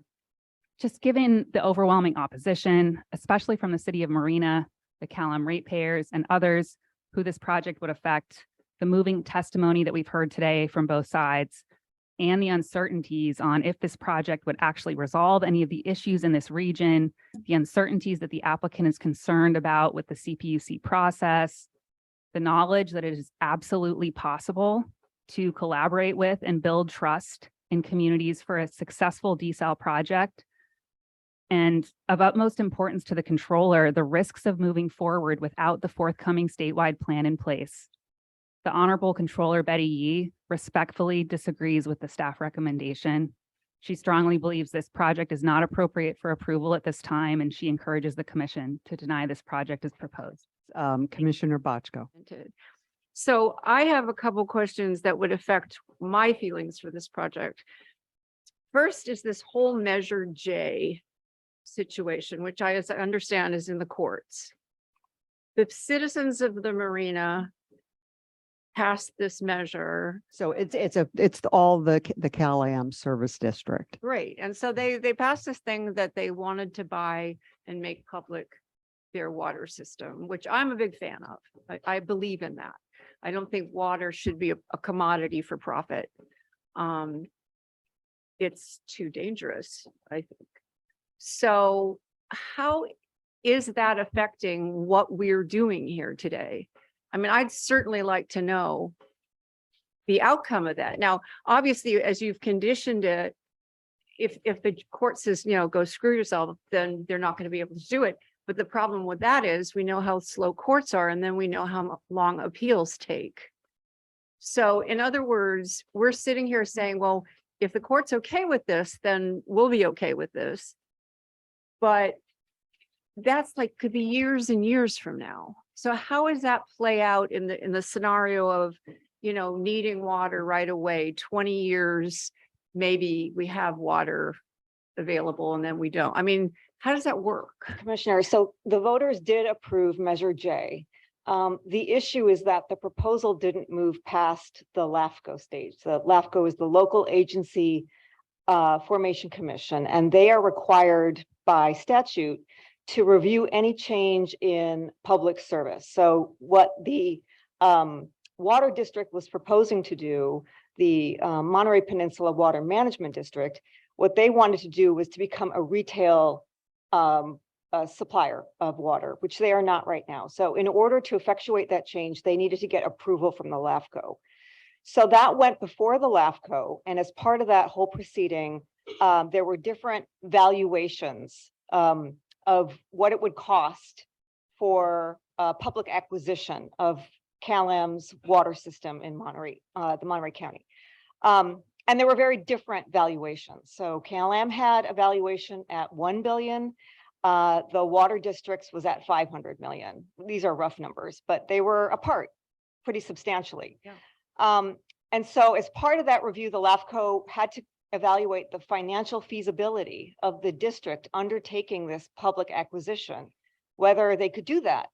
And ultimately that proposal was denied by the LAFCO. And now that is in litigation. So the water district has sued LAFCO over that decision. So we know, all of this has been part of our thinking about the project in the background, but we just don't know where that's going to end up. Right. And so even if the water district prevails in that LAFCO litigation, the next step would be an eminent domain action. And that could take time. And there's two different parts of that, which is first, the court decides if there's a right to the taking. And then if the water district prevails there, they go to the second phase, which is the valuation phase.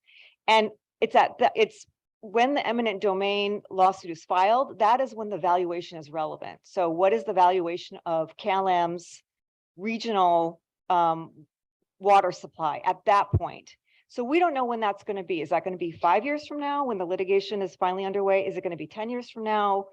2 years from now? I mean, what is the valuation at that point? It's contingent. I understand. Okay, thank you. But I would assume that if we grant them a permit, the valuation goes up because they are. It just seems like that's a logic that, you know, if they have the permit from the California Coastal Commission to build this expensive plant, then that is valuable.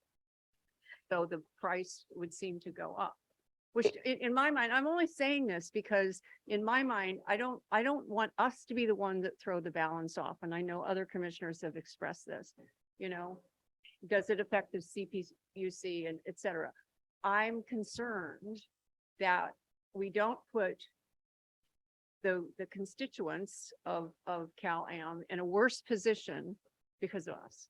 So that's just something I wanted to say. And if I may address that. So it's our decision, I think, whether our decision has any impact on the value of that system, I think is pretty attenuated because it's not like a stock price where our decision then, affects the value of the stock. It's what is the value of that, of the capital at that time. So we have the CalAm system, and that gets appraised. And there are economists that have specialties in doing these kinds of valuations. So, but really the valuation depends on when the eminent domain lawsuit is filed.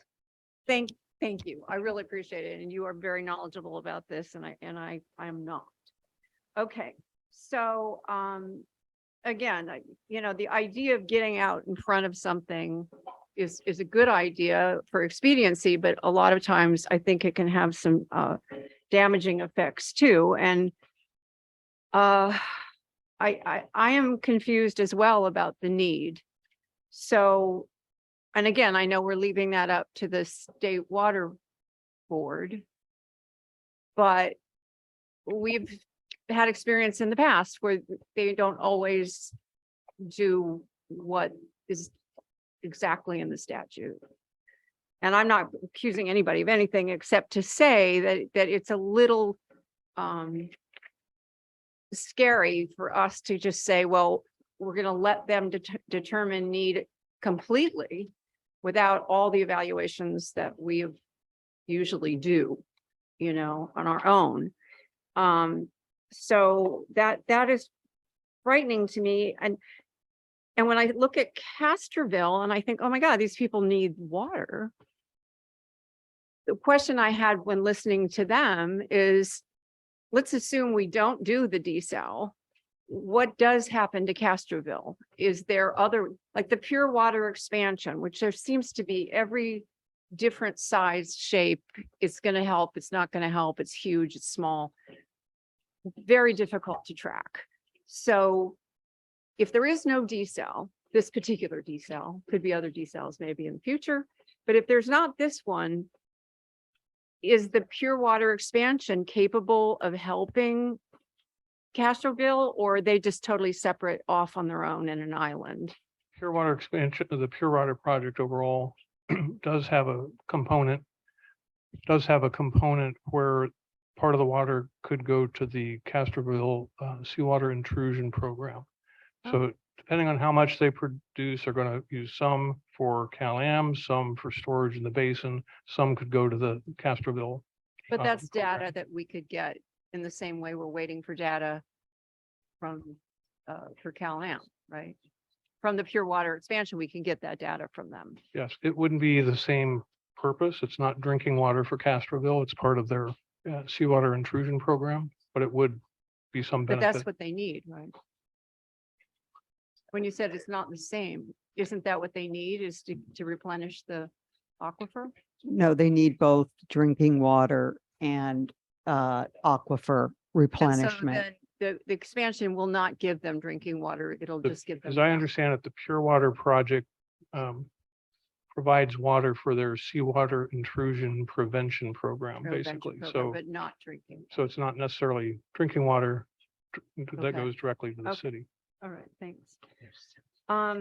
Another question I have, which is, I guess, again, just a logical question. I mean, I'm going back to the Marina's presentation, their slide presentation. And I believe that's where the gentleman with the, the Bob family, where he was talking about how Cal-Am triple counted to show how much was needed and that wasn't true. What is your response to that particular presentation and those facts?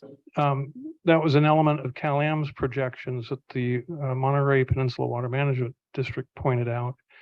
We didn't really dig in deep to all the assumptions in all three of the projections we looked at. We just compared the end result, and basically Cal-Am had the high end for expected demand and kind of the low end for expected supply. The water district had the opposite, low end for demand and a higher recognized supply. So we used them mostly to identify the range of projections that were out there and acknowledged that within that range, the middle ground was probably a reasonable place for us to determine that at least some of the Cal-Am water would be needed during the upcoming planning horizon. Okay. And so in the mid-range, you felt we still needed more water over the next 20 years. Which brings me back to the timeline. So the need for water is not immediate in the sense that, there is the pure water project. The wells are only going to last, the permit and the wells are only going to last about 20-25 years. And then they need to be moved, but they don't have anywhere to go because they don't own anything. So how does that work in our timeline? I mean, yeah, it's going to take maybe 5 years to get started, but that's still only another 5 years at the other end that this is really a viable project. Unlike those giant ones we've dealt with in the past, where they just would be sucking water out of the ocean forever. That was something that was indeed, it would never stop, right? Which is also a problem, but it wouldn't stop. This is going to stop. We know it.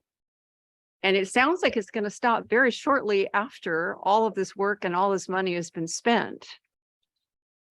Am I missing something? Again, this is just logic. I'm not looking at. Part of the issue we were faced with is we recognized a need at some point in that planning horizon for additional water beyond what pure water and the expansion could provide. There aren't any other feasible alternatives out there. Everything else is in the idea stage. So we couldn't say, well, pure water and the expansion will get us partway. What else can we rely on? We didn't have another alternative to look at. And so Cal-Am. But you do have a 20-year timeline. So you do have time between now and 20 years from now to have other alternatives presented either by perhaps the county or maybe Cal-Am, working with the county. Okay. I mean, that you all know this. I mean, it's just very, very difficult. And I'm kind of stressed to figure out what I really believe I should do here and do right by all these wonderful people these are their lives and their children's lives. And it's difficult. It really is. And I had one other question, and that's another logic question, which is Cal-Am has graciously offered to work out programs. And in fact, in your new revised condition, to agree to $10 cap in perpetuity if necessary until the CPUSC figures it out. And then they've graciously offered, but they've had to offer Castroville $110 an acre foot because they owe it to them. Who's paying the $7,000? Pays that? I'm at a lot, is it just your middle class, obviously upper middle class? You know, or, because I understand, I mean, we do want to protect our low income communities, but we also want to break the bank on your average worker who, you know, Yeah. he can afford the water now. It'll be up to the CPUC to set the rates for all of the ratepayers within CalM's service area. And so that, and part of that, you know, what the finding is how much of the investment can CalAm get back from the ratepayers. And so the CPUC sets the rates first, and then it determines how much of basically a profit in some ways that CalAm would make. Let So me ask you a question then, because this to me is the key. If you're a municipal water district, you can take a loss if you have to, don't want to. But if you're a private entity, you owe your shareholders a profit. You have to do it. So the CPUC seems to me to be in more of a bind because I can't see them forcing anyone into bankruptcy. Am I wrong there? Have they ever done that? I'm not aware. I think they're trying to balance, you know, the needs of the water supplier with the ratepayers. I mean, that's their job. So that's another thing that's really sticking in my throat. Thank you, Commissioner Boczko. Commissioner Padilla. I want to associate myself with Secretary Crowfoot's contextual comments at the beginning of the hearing and just bring it back sort of. And I want to associate myself with the concerns expressed by Commissioner Turnbull Sanders and Commissioner Harmon with respect to, you know, being serious about addressing the EJ concerns that have been raised, particularly by the folks in Marina, and whether or not, you know, to be candid, you could ever adequately compensate or offset some of the basic land use decisions that we're saddled with here that we have no control over. I mean, what's before the commission is not the question of the types of uses that are allowed, but what is there can conform to the provisions of the Act and the LCP from a resource and access and equity standpoint to the degree that we can, and whether that we look at the mitigations and whether they're sufficient or not. And then we look at the fact that this is, you know, coastal dependent use that does have unavoidable impacts on ASHA, and whether or not there really aren't any other alternatives. And then you look at that in the context of what we're dealing with statewide. And it's not an easy situation to be in, but it's pretty clear to me that I think staff got the balancing correct here. I think that this commission can make these findings. I think the record is pretty clear that even prior to the CPUC final determination, that we can reasonably estimate on the demand side that there will be a demonstrable demand. I think we can demonstrate that we can meet the 30260 tests about whether or not there is in fact a reasonable, feasible alternative. I think there's a lot of evidence in this record about the lack of clarity in the question of the expansion and whether that would provide both potable drinking quality water and whether we would just be recharging the aquifer. And I don't know that that's necessarily clear, and I don't think we have a lot of time. So I keep coming back to, there's been a lot of discussion about stuff that's really properly before some of the conditions that have been set for the executive director to review. It's properly before a future commission when we look at the next phase. But in terms of what's before us tonight, I think the staff has got the balancing correct. I am concerned about the fact that you have a community that has been historically disadvantaged that is homing the site. But the question of the site's location and what community it's located in and who makes a determination about the land use isn't before us. Commissioner Rice. I would align myself with Commissioner Carmen's line of questioning. I really tried to stay focused on what our lane is here in terms of assessing this project and the impacts, and particularly the three-prong test. The biggest question for me going into this was, is a project necessary? And and to some of the comments just earlier from the dais as to whether the pure water expansion was going to meet the future needs of the CalAm customers and the related communities. And I guess to emphasize the conclusion that staff came to in the report, because you came to a different conclusion with this project today as the project today as we're analyzing it than you did in, was it 2018 or 2020? And if you could just speak to again the conclusion that you came to with regards to is this project necessary, or is there another feasible alternative that would meet the demand side of the equation? Thank you, Commissioner Rice.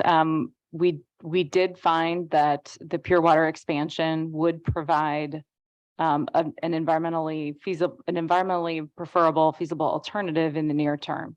And but that in the longer term, in the planning horizon that was being considered, if you look at middle of the road supply and demand estimates, it was reasonable to believe that there additional water sources would be needed. And as Tom mentioned, there aren't other specific projects in the pipeline that could be pointed to as an alternative to the Desal project in that case.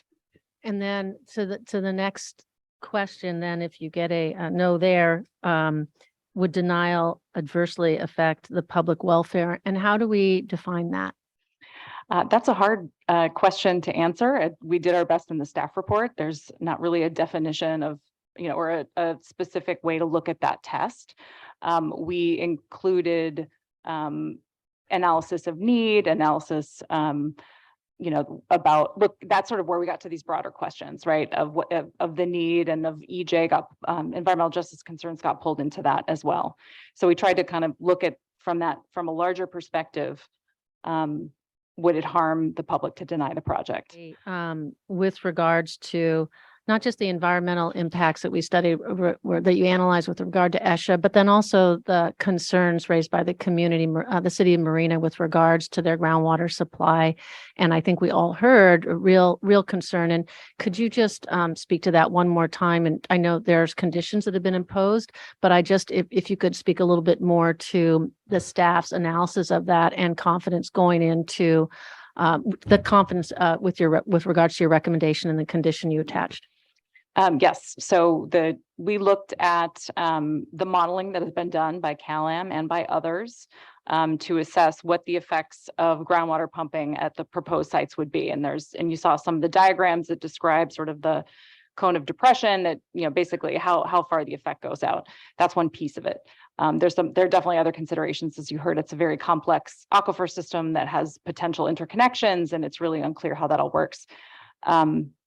But so we looked at that whole range. We did have in 2020, some of the same modeling was available. And we had our independent hydrogeologist look at those as well. Actually, this area is pretty heavily studied. There's several systems of monitoring wells. A number of different models have been applied, both for CalAm's project and nearby areas. The basin is subject to the Groundwater Sustainability Act, and there's a lot of monitoring and modeling that goes into that. And so the sum of that, although there's some uncertainty because it's groundwater, we're putting holes in the ground and measuring things at different areas and trying to model what happens in between. The sum of the models suggests that it's a very low likelihood of impacts to the water supply that Marina would rely on. But given the uncertainty, we thought we'd take the precautionary principle and develop additional monitoring requirements, essentially setting up a sentinel well system so that any potential impacts could be detected well in advance of when the effects would show up in the Marina water supply. So that's the approach we took. And I want to concur with the changes or the modifications that have been suggested with regards to how to mitigate for impacts to our lower income ratepayers of CalAm, but none of that really helps the City of Marina. And so I also concur that I'm not satisfied with the $1 million set aside mark. I think there's a different number there. But I'm also really concerned, and this speaks to Commissioner Turnbull Sanders' comments with regards to having an independent third-party person working on in terms of the community engagement and the work that's going to have to be going on within the community on the ground. And I am surmising, because I'm from local government, that this whole process and even going forward is going to have a staff burden. There's going to be an administrative burden, I think, to the city of Marina. And I'm assuming you don't have a huge staff, but I am thinking that there is probably a need to provide some support to the city of Marina so that they can adequately participate, monitor, be part of all the work that's going to be going on going forward with regards to community engagement and frankly, anything else that comes up that involves the city of Marina County. So I'm not sure what that looks like, but I just know that local government doesn't usually have extra staff on hand to take on things like this. Right. Commissioner Wilson. There is a little bit of a sidetrack here, which has to do with the ESHA discussion. There was a comment that came in from one of the folks about sort of the double dipping, it appears, or could be with relationship to mitigation. So we have mitigation conditions 8, 9, and 10. And it seems like we're relying on a lot of complicated future actions that give CalAm a lot of discretion about how much and what kind of mitigation will actually occur. So could you tell me if the conditions would allow CalAm to mitigate by doing restoration just on the CEMEX, or means, on that area? So just one point first, and then I will absolutely dive into that. I do think actually the condition is very specific about what type of mitigation is required and how it could be required. It does provide options, and that was actually by design, and I'll go into why we did it that way. What CalAm had initially proposed was restoration at the CEMEX site. But as you have heard or may know, there's an existing settlement agreement based on an enforcement action. The commission it's an open enforcement action. That settlement agreement is in process. I mean, it's been finalized, but there's still activities under that settlement agreement that are occurring, and it's unclear what the full scope of restoration that will come out of that settlement agreement will look like. So we actually very specifically went back and said, no, we don't know what that's going to look like. It's maybe possible there would be restoration opportunities at CEMEX, but it's also possible there won't. And so we wanted to include a menu of options, and we did explore specific ideas with CalAm. They came up with several ideas to make sure that there were other options available that met the mitigation requirements as described. So for me, I mean, I find it, I'm not in favor of, because we're supposed to maximize to the extent possible mitigation. And so I just need to know that we're not protecting dune habitat that isn't already protected. And so for me, I feel like that's really, that the focus of CalAm on that isn't where we need to be. And so if we're estimating 24 acres of ESHA to be impacted, based in varying degrees, and typically we're seeing mitigation ratios minimally of 1-to-1, up to 6-to-1. I think from my perspective, I think that CalAm should secure minimally 50 acres of dune habitat, assuming something of this project moves forward, restore it, protect it, deed restrictions, the whole thing. I mean, I think there should be and then, I would feel a lot more comfortable with relationship to the compensatory mitigation element of this. And from my perspective. So one important distinction to make is between temporary and permanent impacts. And those are treated differently in the condition, as we have always treated the difference between temporary and permanent impacts. So as you see in the condition, there's a minimum ratio of 3-to-1 for any permanent ESHA impacts, 3-to-1. So those 24 acres was inclusive of both permanent and temporary. So the temporary would be treated at a different ratio potentially and in different way. And part of what we were trying to achieve by this condition is providing some flexibility to look at larger programs. For example, if there are acquisition opportunities, pulling up properties out of development pressure. And so we wanted to both allow for those kind of creative solutions for mitigation, but also include the the baseline of 3-to-1 creation mitigation. So that it would all just go up from there. It's not, that's sort of the baseline. Yeah, I got that. I'm just telling you where I'm at. Oh, okay, so you want, so you want to double that? Well, it's really, it's relative to the ratio of permanent and in temporary. So what are our, can you give me those numbers with relationship to both of those? What, do we have a aggregated number? I can't remember what it is. The aggregate number of permanent and temporary is 24. No, he Oh, wants. separated. Do you know the yeah. separated? 1 second. Thank you. Okay, 1 second. And let me just ask, are there any rules about that? Is there flexibility in terms of us setting higher mitigation levels? Yeah, and we don't have a specific requirement in the Coastal Act that says you must require this ratio. We have a lot of precedent. We have a lot of experience in doing that, but we have adjusted it over time. And so one way that we've been thinking about in this particular case would be how to, how the kind of how do you credit an acquisition, which would take a parcel out of development pressure, as an example, as a creation as opposed to preservation. It's a complicated mitigation discussion, but but I think there is flexibility there. The way our staff have always looked at it is the benefit, how, in a mitigation context, how can you describe the benefit and the lift you get from whatever action you're taking to the habitat? And so it's kind of a complex process, but we've done that with our existing ratios 3-to-1, and then would do that again for just a different type of solution. Yeah, and my focus is really on acquisition. Is on Acquisition. He wants acquisition. Yeah, no, we agree that needs to be, and I think the way we've structured this is that's almost a preferred approach. If that's available. It's unclear always whether it's available, but I think it makes sense to credit that in a way that it does give it, given the cost of land and things like that on the coast, that it does credit it appropriately. Okay.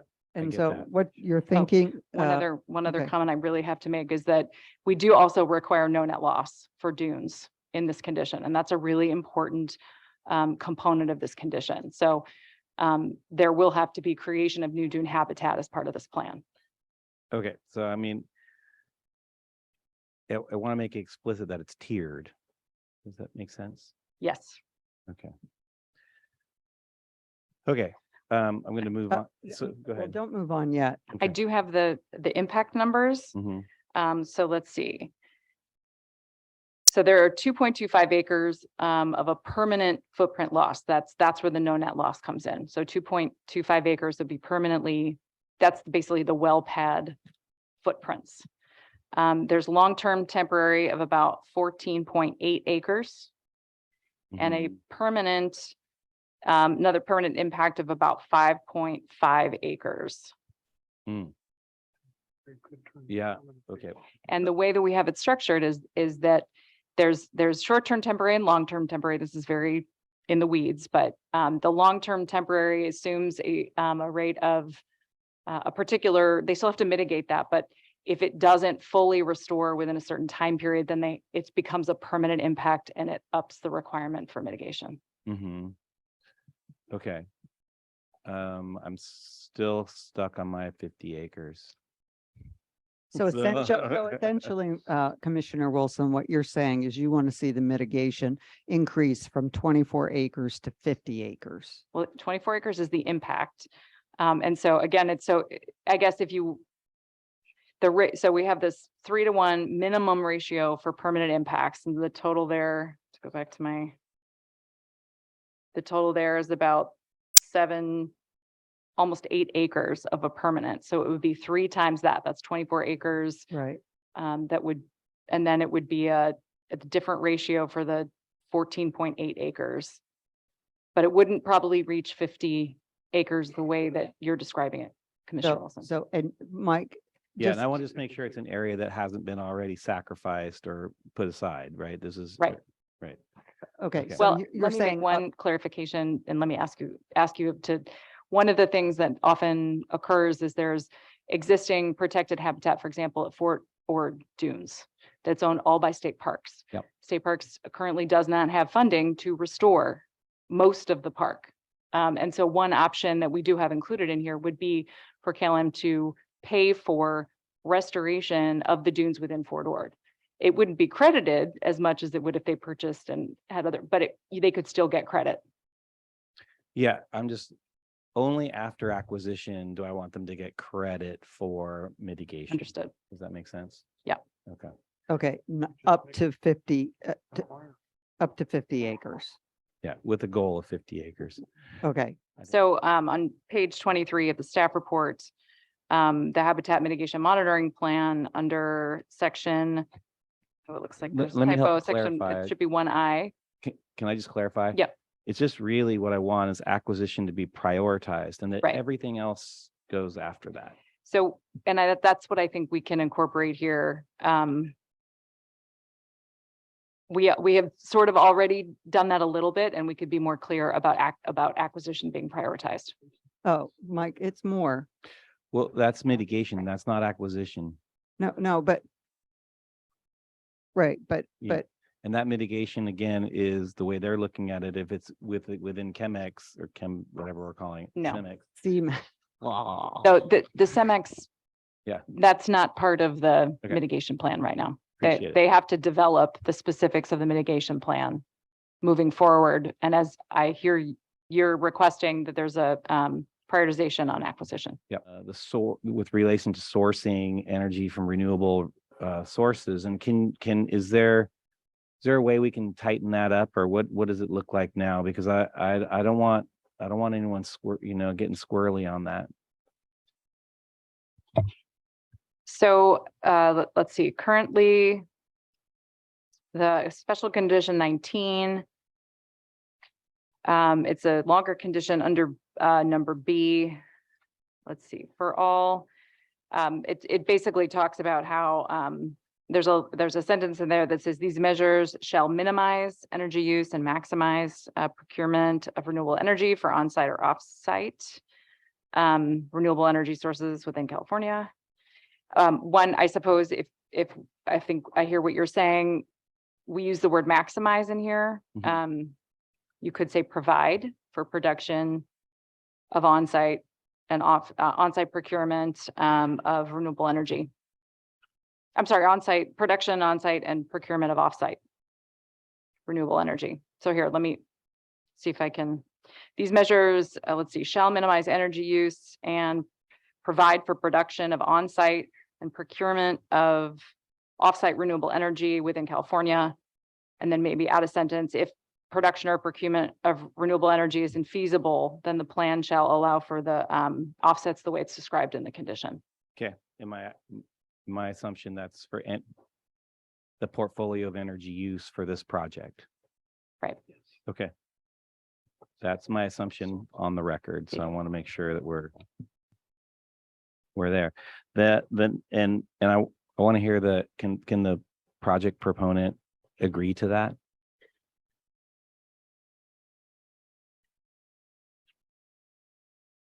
He said he believes so. Okay.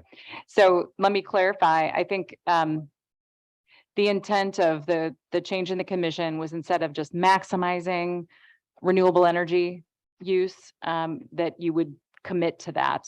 And then only if it's infeasible, would you Do be able to use recs and offsets? offsets. Yes, absolutely. okay. Thank you, Mr. Moore. Wait, not offsets. Not offsets. Oh, I mean, it needs to be purchased through the CCE, CCA. There's a whole paragraph in the existing condition that describes. Okay. It's similar to how we've done it in prior permits. If the water supply for Marina is impacted, drawn down in any way, that there's an obligation to replace that from CalAm, like literally replace. So the way that we have the condition structured is to avoid impacts. Yeah. So it's meant, again, the groundwater monitoring is meant to be an early warning system so that there are no impacts to the city of Marina.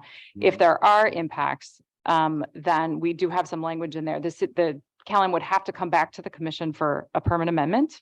Yes. And at that time, what the commission would be looking at is a plan that both looks at how to avoid those impacts, remediate, and all those issues would be on the table. And we did include some language to the effect of that as what you described being one of the options. Okay.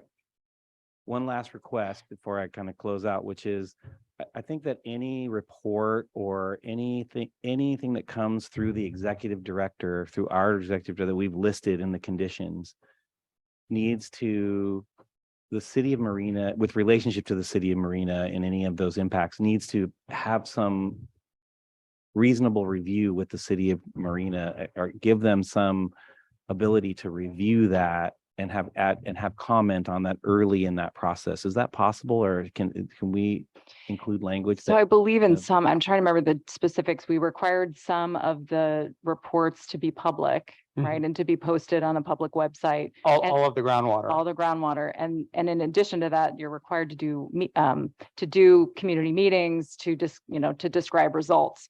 So I think, Okay. I'm not sure if that addresses your concern, Commissioner Wilson, but the intent was to make these documents very public. Right. And not just, they're public once they come to staff, but frankly, we can't facilitate, providing the documents to everybody. So we put it in there. They have to put it on a publicly available website. Okay, but I get that, but I want them to be explicitly to receive reports, like as a condition on us. Okay. Almost, or actually a condition on any report that not just us, but actually on the applicant. So any report that the applicant is providing directly to us or to the public, it's directly given to the staff. And I have to say that I do agree with Commissioner Rice with relationships to when we're talking about compensation, mitigation, or whatever it is with relationship to the community, that staffing, I mean, in a small community like that, just to manage that is going to be pretty significant. And I'm going to close out and say, like, I dislike desalination in general. I dislike it because it's just an admission of failure of all of us as a species, that we're at a place where we're doing this, where we're having to use this technology. It's a failure at a climate level, like a global level. It's a climate at a local planning level. Our land use planning is just, has not been fair and equitable and in a good way. And it's also, it's a failure in our resources that we manage. I mean, we're not talking about, and I know it's, a bit sacred cow to talk about agriculture a bit, but I have to say, it's like what we farm and what we eat and what we even expect our lives to be in the future under this condition. If it's really an emergency, it's not going to be status quo. It's when we're still talking about just growing strawberries the way we've grown strawberries, or lettuce the way we've grown lettuce, and we're not talking about maybe converting to olives or whatever it is, like really thinking about moving in a new way. And I get we've been doing things for 150 years in these landscapes as if that's a long time, but things are moving faster than that now. Whether this board moves forward with this or not, we're going to have to really rethink our ability to manage these landscapes and move away from our expectation and our entitlements of what we think the world has been and what we need to move into. And this conversation that we're having today is because we're in, where this is tailpipe engineering. Like we're at the back end of this, and it's really, really difficult for me to even have these conversations in this context. Commissioner Hart. Small area. With regard to agriculture in Castroville, I thought I heard you say earlier during your comments in response to questions that you will not be supplying water for agriculture. Is that correct in Castroville? I don't believe that the water that goes to, I believe that water goes to the Castroville Community Services District, which I believe provides water to residents. I don't believe that the Castroville Community Services District provides water for agriculture. Okay, and it's really then, as staff has just described, and this isn't for you, this is more just an observation, that the comments that were made earlier with regard to CSIP and the Castro and the Salinas, the system that's dealing with saltwater intrusion, that is receiving water, according to Mr. Lester, from the it's been such a long day, the Monterey one, the water, pure water Monterey. Thank you, Chair. Correct. So the agricultural issues really are being addressed through Pure Water Monterey and not through the Desal project, it sounds like, to the extent that. Yes, the dealt with it CSIP all.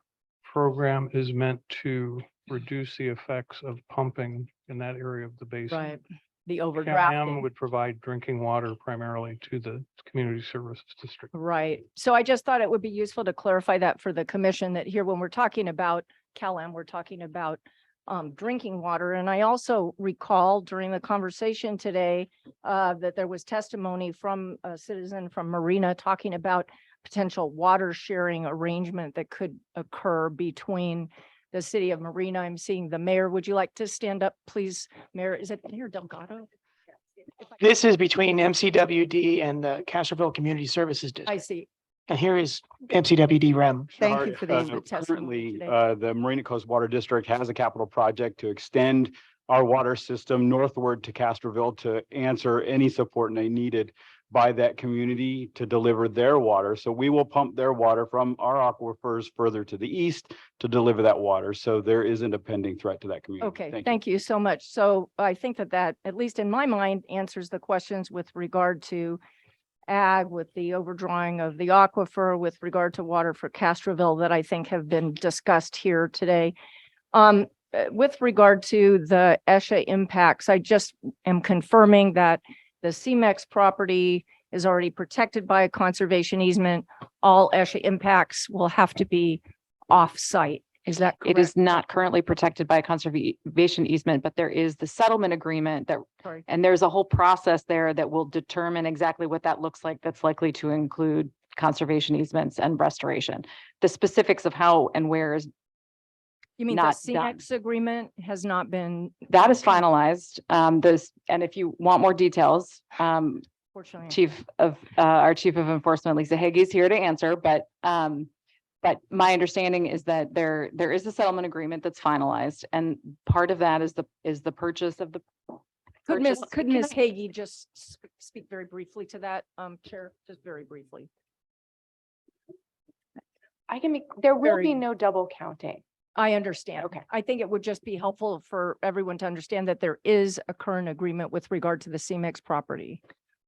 Yes, there is. The settlement that you all approved a few years ago is fully in effect, and the settlement agreement provided for a ramping down, and so they had 3 years to finish mining, which they have done, and they've completed that, and it has additional 2 years to wrap up. But the entire site is currently protected by a deed restriction, so the entire site is already protected from any development, and the restoration will be done after they finish their wrapping up and they're leaving. And the agreement had a couple of provisions.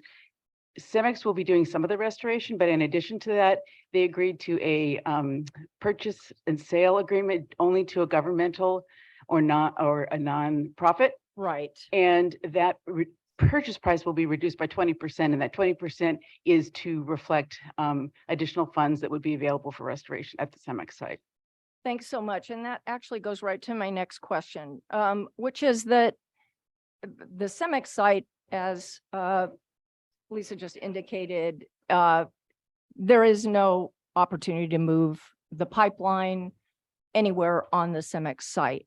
We know from all the testimony today that we have a 25-year permit, which is interesting because the plant itself has a 60-year permit. Of course, it's not in the coastal zone, but in my mind, there is a issue of segmentation there that hasn't been discussed today, but it is of concern to me. In any event, my question is for Mr. Moore, what is the plan for moving the pipeline when sea level rise and dune movement impacts the initial siting, given that you cannot locate it on the CEMEX site?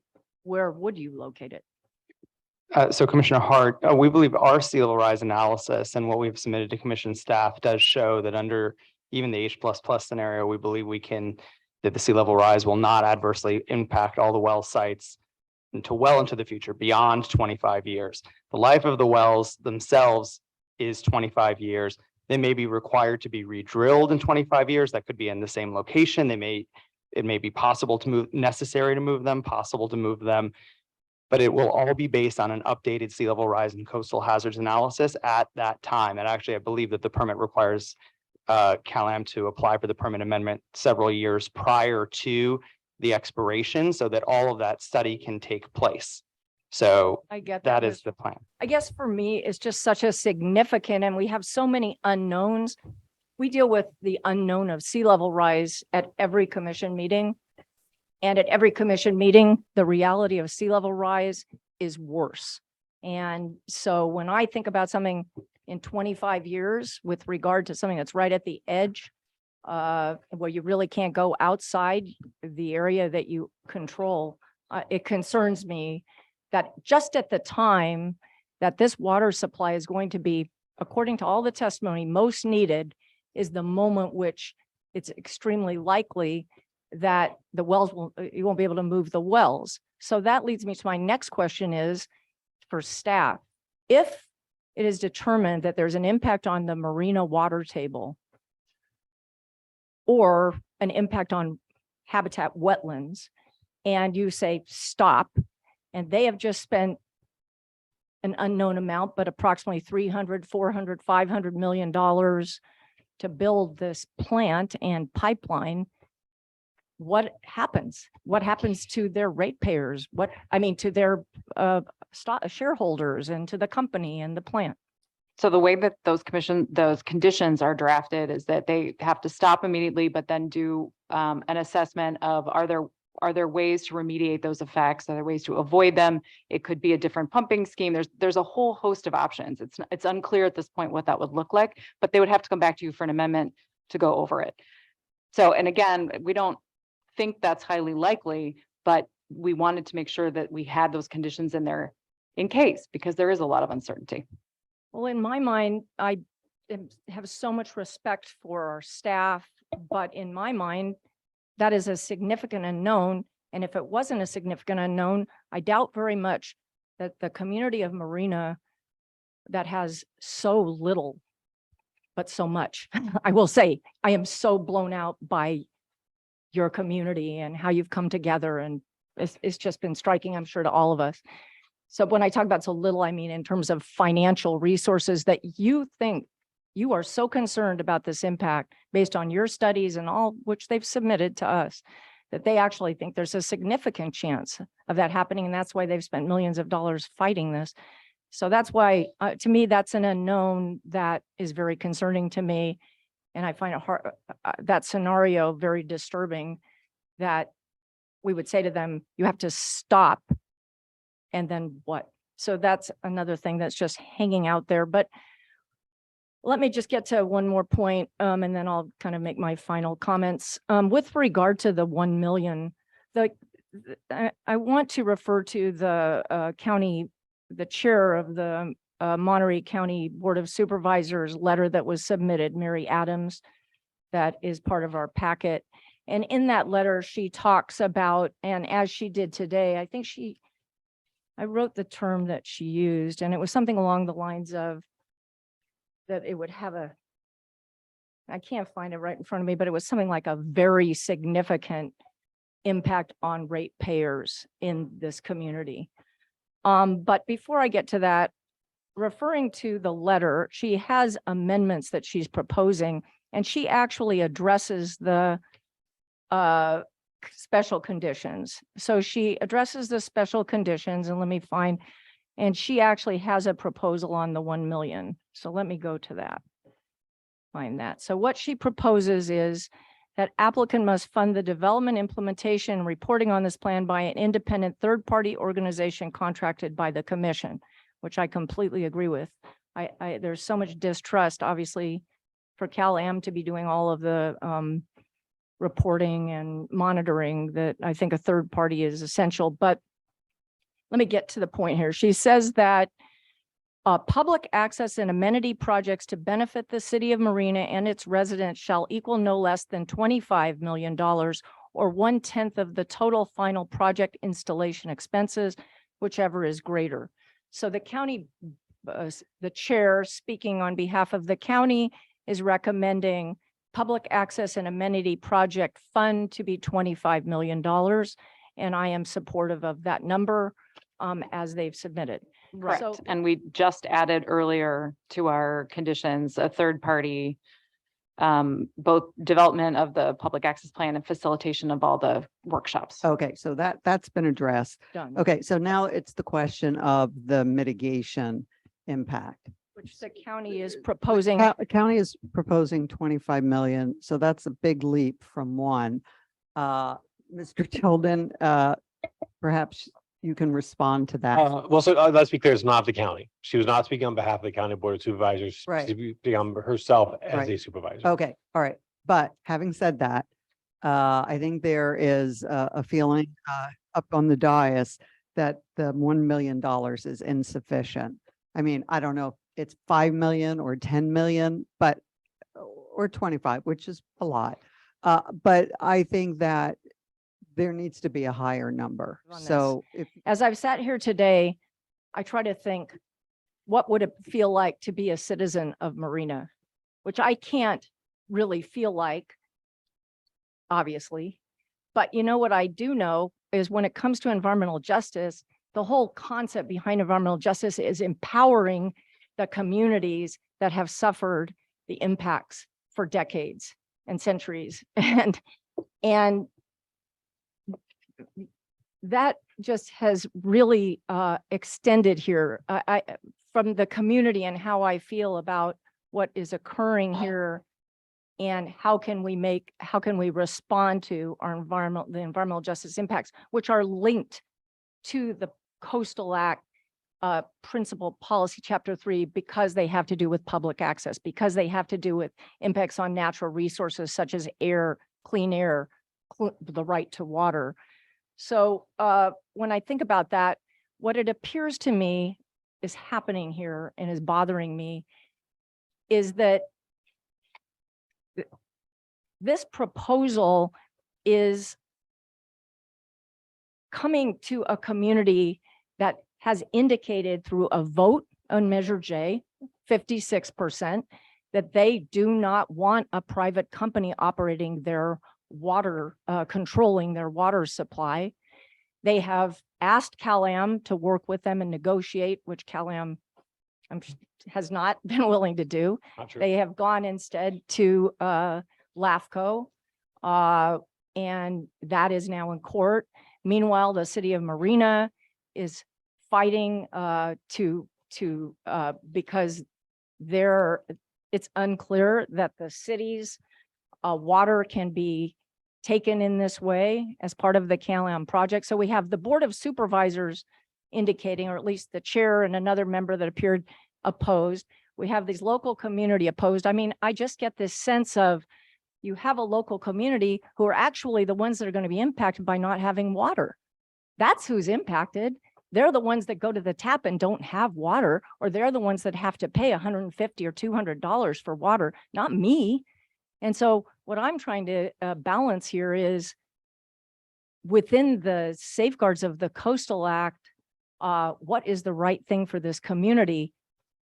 The right thing for the community in my mind is to move forward with the Pure Water Monterey expansion, let it play out and see what the amount of water will be.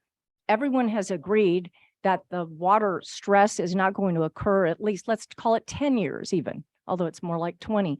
So I don't understand why we can't allow this to the expansion, which is before the CPUC right now, let it move forward, let the community, let Marina work with Castroville on providing water, let the lawsuits get resolved, determine whether this community is going to be able to have a public water supply control.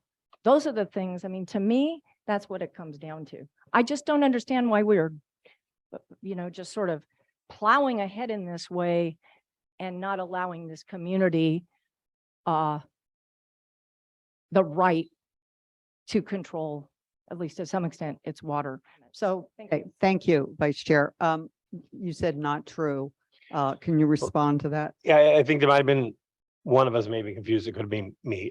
She talked about Marina being a community impacted by water rates, not wanting to be the water provider. Obviously, Marina is not in our service district, not impacted by rate increases.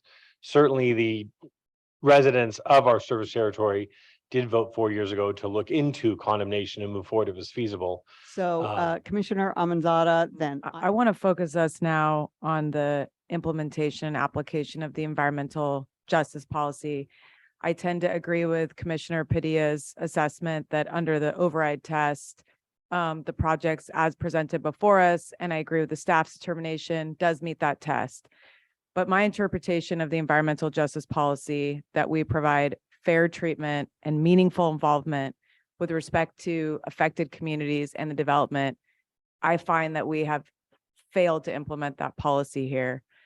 I do think that Commissioner Turnbull Sanders' proposed additions and conditions start to get us there and address some basic necessities.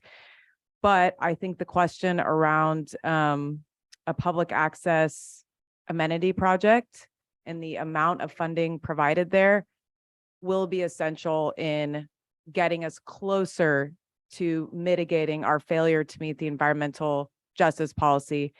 And I surmise that based on Marina's lack of engagement so far with Cal-Am in terms of determining community benefit, that $1 million was not proposed perhaps as a serious offer, but was really just a placeholder for what I hope could be an actual discussion of what would be meaningful mitigation. I really associate myself with Commissioner Hart's proposal for the $25 million or 1/10 of the total final project's installation expense, whichever is greater. So I hope that Cal-Am is seriously considering that. I think that given the testimony today, given the analysis by our own staff, by local and state leaders, really at all levels of government, there are serious environmental justice impacts associated with this facility. And there needs to be a very serious proposed mitigation to even begin to address that. And that's what I'm going to be looking for in terms of my vote and determination. So I hope that conversation is underway, and I will leave it at that. Commissioner Escalante and then me. On the 30260, the override based on public welfare and unfeasible alternatives, I think that two wrongs don't make a right. Cal-Am and the ag sector in this region have overdrawn the supplies available, which have adversely affected the public welfare of other water users around here. And we don't know what we don't know, but what we do know is that there's overwhelming uncertainty of need, cost, and feasibility of the project, and ultimately threaten the public welfare if the project is unnecessary, poorly located, and unfeasible. At this point, I see pure water, recycled water as the alternative with the less environmental and social harm in the short term, while these uncertainties are settled by the courts and other lead agencies.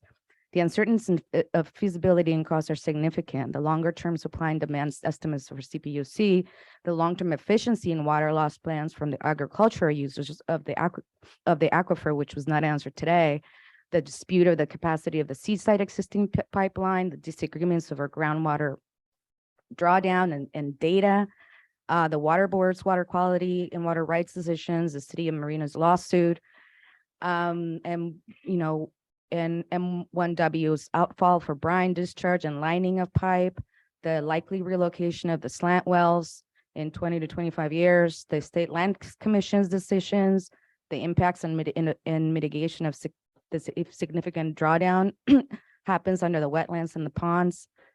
Hopefully thinking that at least like $50 a month increase in water bills, but we don't know, how much it really is going to be. The impacts on renters, displacement, and homelessness is enormously concerning to me. The pending community engagement, public access, and amenity plans, the unholy insufficient money that, for Marina and the mitigation monies that are being discussed. I like the number 25 million. And the privatization of water and resources with stakeholder profit as the bottom line. So, we've kind of gone around in terms of, 30231 and ESHA wetland and sensitive habitat impacts. And I think those are incredibly worrisome. And of course, on 30107 environmental justice, I think it's fundamental environmental injustice to marina and seaside, affordability, displacement, homelessness, loss of public access, environmental degradation, cumulative impacts of existing industrial operations. And the Coastal Commission got the mandate under statute to ensure that environmental justice communities are not disproportionately affected by climate change, water pollution, overuse, hazards, or diminished environmental services. And I think our staff did a pretty good analysis on all of those impacts. In addition to the fact that the tribes are in a lot of the local governments are against it. So I would like to consider supporting a Desal project because of the need, but I think all of those things need to be addressed. So I will not support the permit application today on account that this project does not meet the standard of review per the Coastal Act sections I aforementioned. I hope the lawyers like that. Themselves out. And I just want to acknowledge what our executive director said, which is, our EJ principles are really to include the community in our decisions, to consult with and to include. We have this, it's like a collision of so many complicated things. It's a history of public water. It's a region with really challenging water issues. It's with overlapping, competing, and collaborative water districts. It's it's different communities, with different distinctive personalities, right? If ever there was a time in our history as a state, given climate change, given the challenges that we have before us, we have to look at how we organize our local governments and our local service districts and our state agencies. The fact that we have totally siloed agencies on this question about water, it just really underscores the struggles that we've had up here on this dais, because we are really charged with looking at the Coastal Act impacts, right? I would say 50%, if not more, of this conversation has been on topics that are in the jurisdiction of other state agencies. It's not within our agency. And so it's really confusing, because regardless, it bears on our decision. It bears on what we're trying to discern, right? In terms of trying to make the best decision for this community. So for me, I just realized I had to step back and just say, I've got to take the community as it stands today, right? With all of its complexity. And our staff looked at all the data, and what they found was it is going to be needed that we plan for and that there be another source of water for this community, for this peninsula. But you all know, you've got court cases, you've got proceedings, you've got potentially, a takeover by your municipal water district of the private water company. There are so many variables. It's like watching a bunch of spinning tops, trying to figure out, how do you navigate that? So what I decided was, I'm just going to stick to the Coastal Act. I'm just going to stick to what we have been charged to do when we sit on this dais. And when I did that, what I realized was that our staff took those elements. It was the ESHA, wetlands, groundwater resources, EJ, and then the override. And they tried to nail it down as tight as possible, because in my mind, this permit can stand for whether it's pursued by Cal-Am or whether it's pursued by the Monterey County, or let me see, the Monterey Peninsula Water Management District. You know, because I feel like what we did here with all of the additions, and there's going to be one more addition, with all of the conditions, the special conditions, with all of the modifications of those conditions, what we did was we said, if there's going to be a desal project in this community at that location, here are the benchmarks that you have to hit. Now, we don't know if this permit's ever going to actually be effectuated, but I feel like whether it is or isn't, in this document, in this permit, it's clear what the objectives that you're going to have to meet for the Coastal Commission that we believe reflect the best elements of effectuating the Coastal Act to protect ESHA, to address potential threats to groundwater and wetlands, to balance the findings that we have to make for an override. A desal project is almost always going to be located in or near the coastal zone. So those are the things that we have to be very clear on. And in my mind, this is only the third one that has come before me as a coastal commissioner. And I feel like we are getting better and better at it. But this community, this hearing was an example where you don't have regional internal agreement. And clearly what that means is that is something that needs to be achieved. At some point, you must all come together to resolve your water issues. All of you depend on it. So I think my position is I'm going to support the staff recommendation with the modifications and with the changes. But I do believe that there is a deficiency in the mitigation, the amount of mitigation for public access, and whether or not it's a grant to the city or just a fund where they can submit a plan to the, where coastal staff working with the city and with the applicant can come up with a program for this mitigation fund. I do think that that needs to be addressed. So I'm going to call up the client, the applicant in a minute, but I just want you to know, I didn't do this lightly. I, like most of the commissioners up here, struggled with it, but I read everything. I did 6 ex partes. I talked to everybody.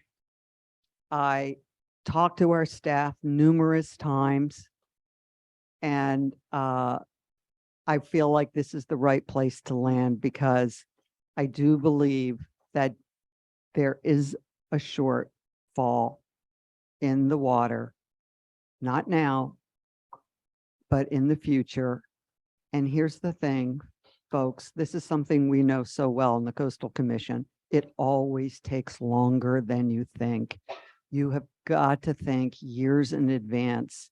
And in fact, so many critical infrastructure projects that we review up here on the Coastal Commission, they are decades in the making. And it's so much better when you have community consensus. And it's unfortunate that that's not the case here. Absolutely. And we had a chance, Chair Brownsley, to review Supervisor Adams' letter and sort of the context of that letter. And what she was looking at was 1/10 of the total project cost. And that's, as you know, the project is located primarily outside of the city of Marina. There are the wells and the public access, which is the nexus, I think, here that we're focused on the CEMEX site. Right. And we went back and we looked at the value of the construction on the CEMEX site, and that is $30 million.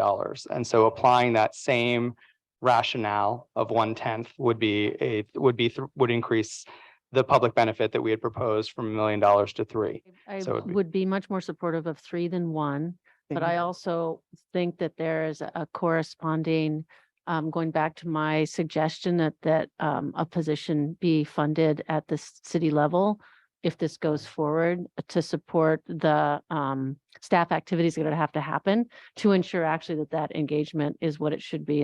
And so if I would almost see like a commitment of up to one full-time, 1 FTE for, I don't know, 10 years or something, some specific amount of time to help the city offset staff needs in terms of supporting what they need to do related to this project. So would that come out of the 3 million? No, it'd be in addition. Okay, yes. Okay, so, all right.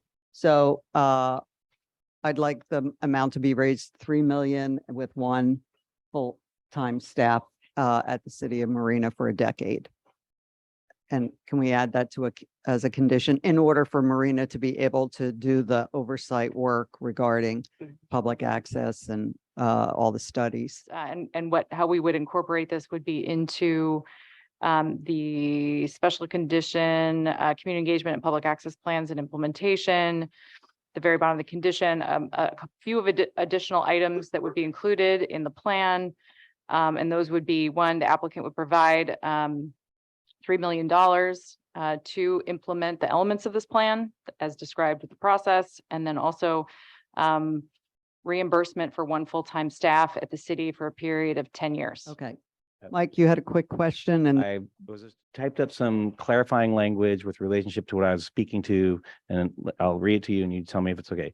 Compensatory mitigation requirements for habitat impacts of 63 acres or greater shall be satisfied by the acquisition and permanent protection of equivalent dune habitat in the area of the coastal Monterey Peninsula as close as possible to the project site.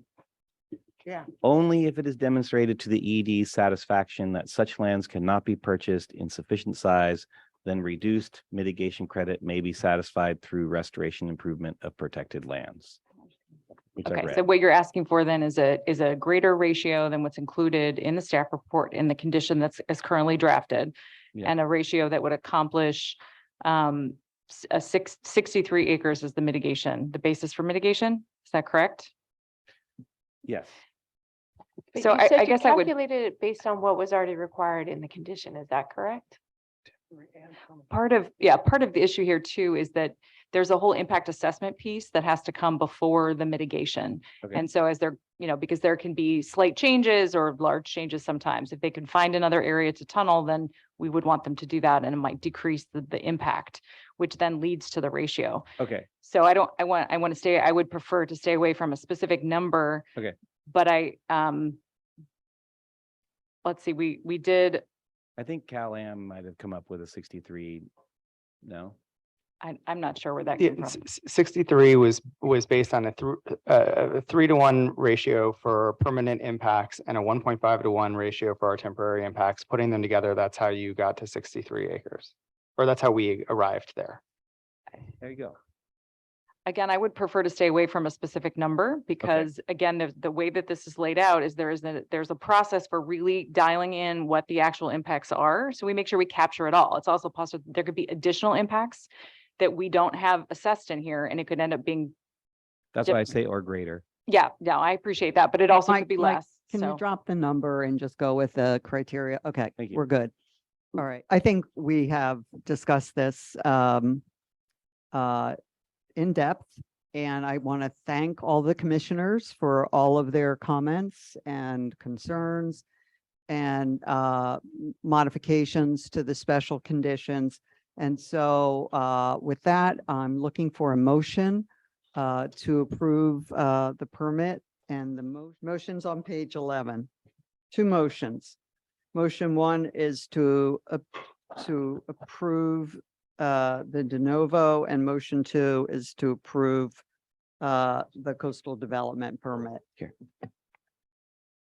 I'll make the motion. Okay. Moved by Rice, you want me to read it? Commissioner Padilla. Thank you. I just got beat to the punch on moving or seconding. That's great, but I just wanted to clarify that the staff are then incorporating the commission direction into their recommendation as articulated on the dais. Yes. Yes. Okay, so moved by Rice, seconded by Padilla. I move that the commission approve coastal development permit application number A-3-MRA-19-0034 pursuant to the staff recommendations and the modifications as discussed this evening. Commissioner Escalante, They asked, I'm sorry, they asked for a no. I mean, for a yes. Yeah. I'm a no. Escalante, no. Commissioner Harmon, Yes. Harmon, yes. Commissioner Hart, No. Hart, no. Commissioner Padilla. Aye. Padilla, yes. Commissioner Rice, Yes. Rice, yes. Commissioner Turnbull Sanders, Yes. Turnbull Sanders, yes. Commissioner Wilson,